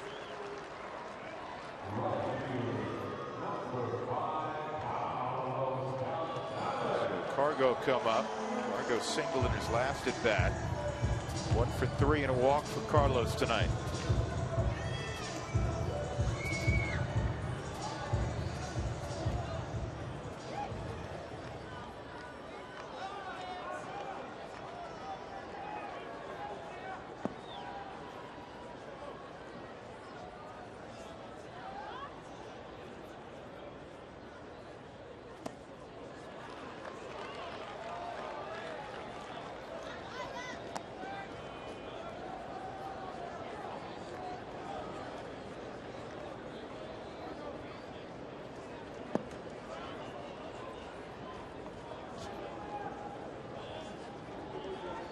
Here's the 0-1.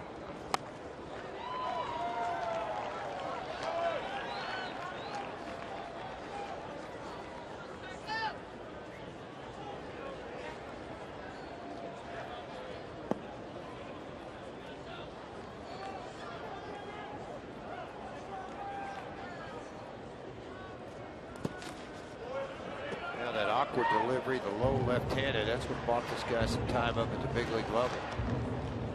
He had 10 appearances with Seattle, 6 last year in the big leagues, and 6 this year with the Pirates.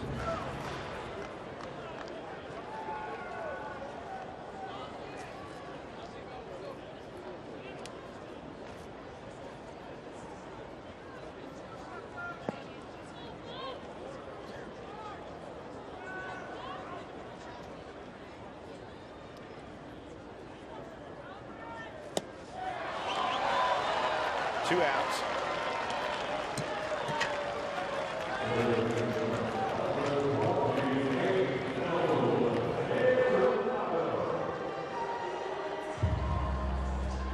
Clinton's going to go down to the bullpen.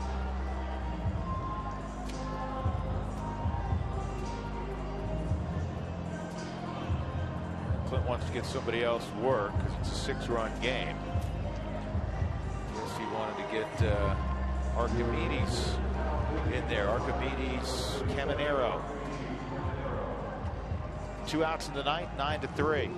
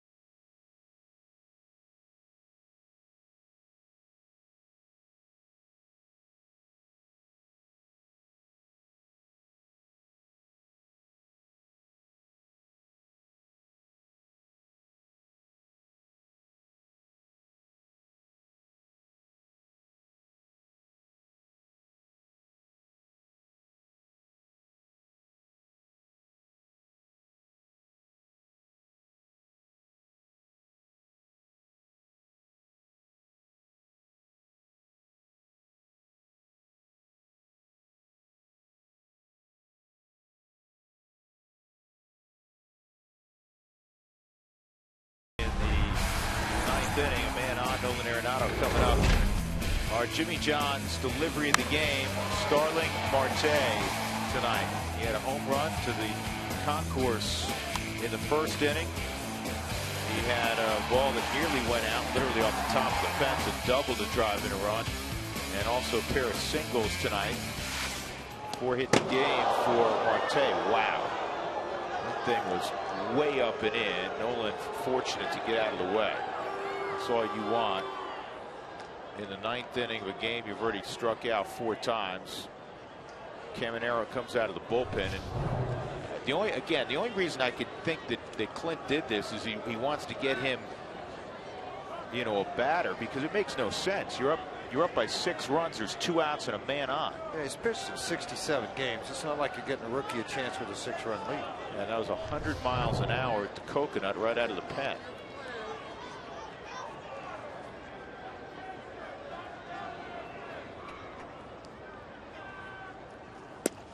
Then you missed the other way by 4 feet.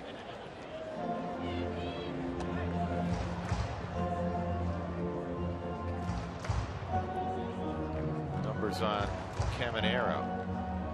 Last time he pitched was Friday in LA.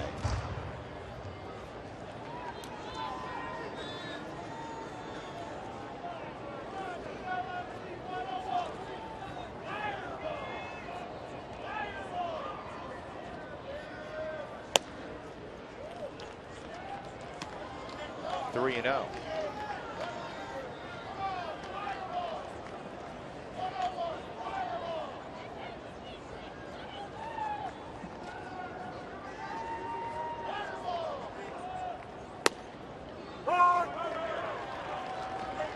3-0 in at 100 miles an hour, 3-1.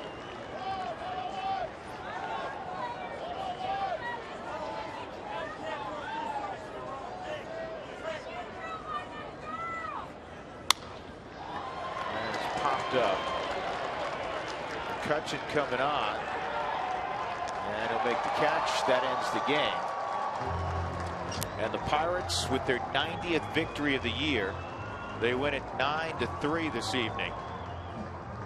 A.J. Burnett gets the victory. He's 9-5, and John Gray takes the loss. He is 0-2. The Rockies fall to 63-87 after this one. Again, the final score 9-3. The Pirates win it, and their magic number shrinks at least to 2. The Toyota postgame show will be next.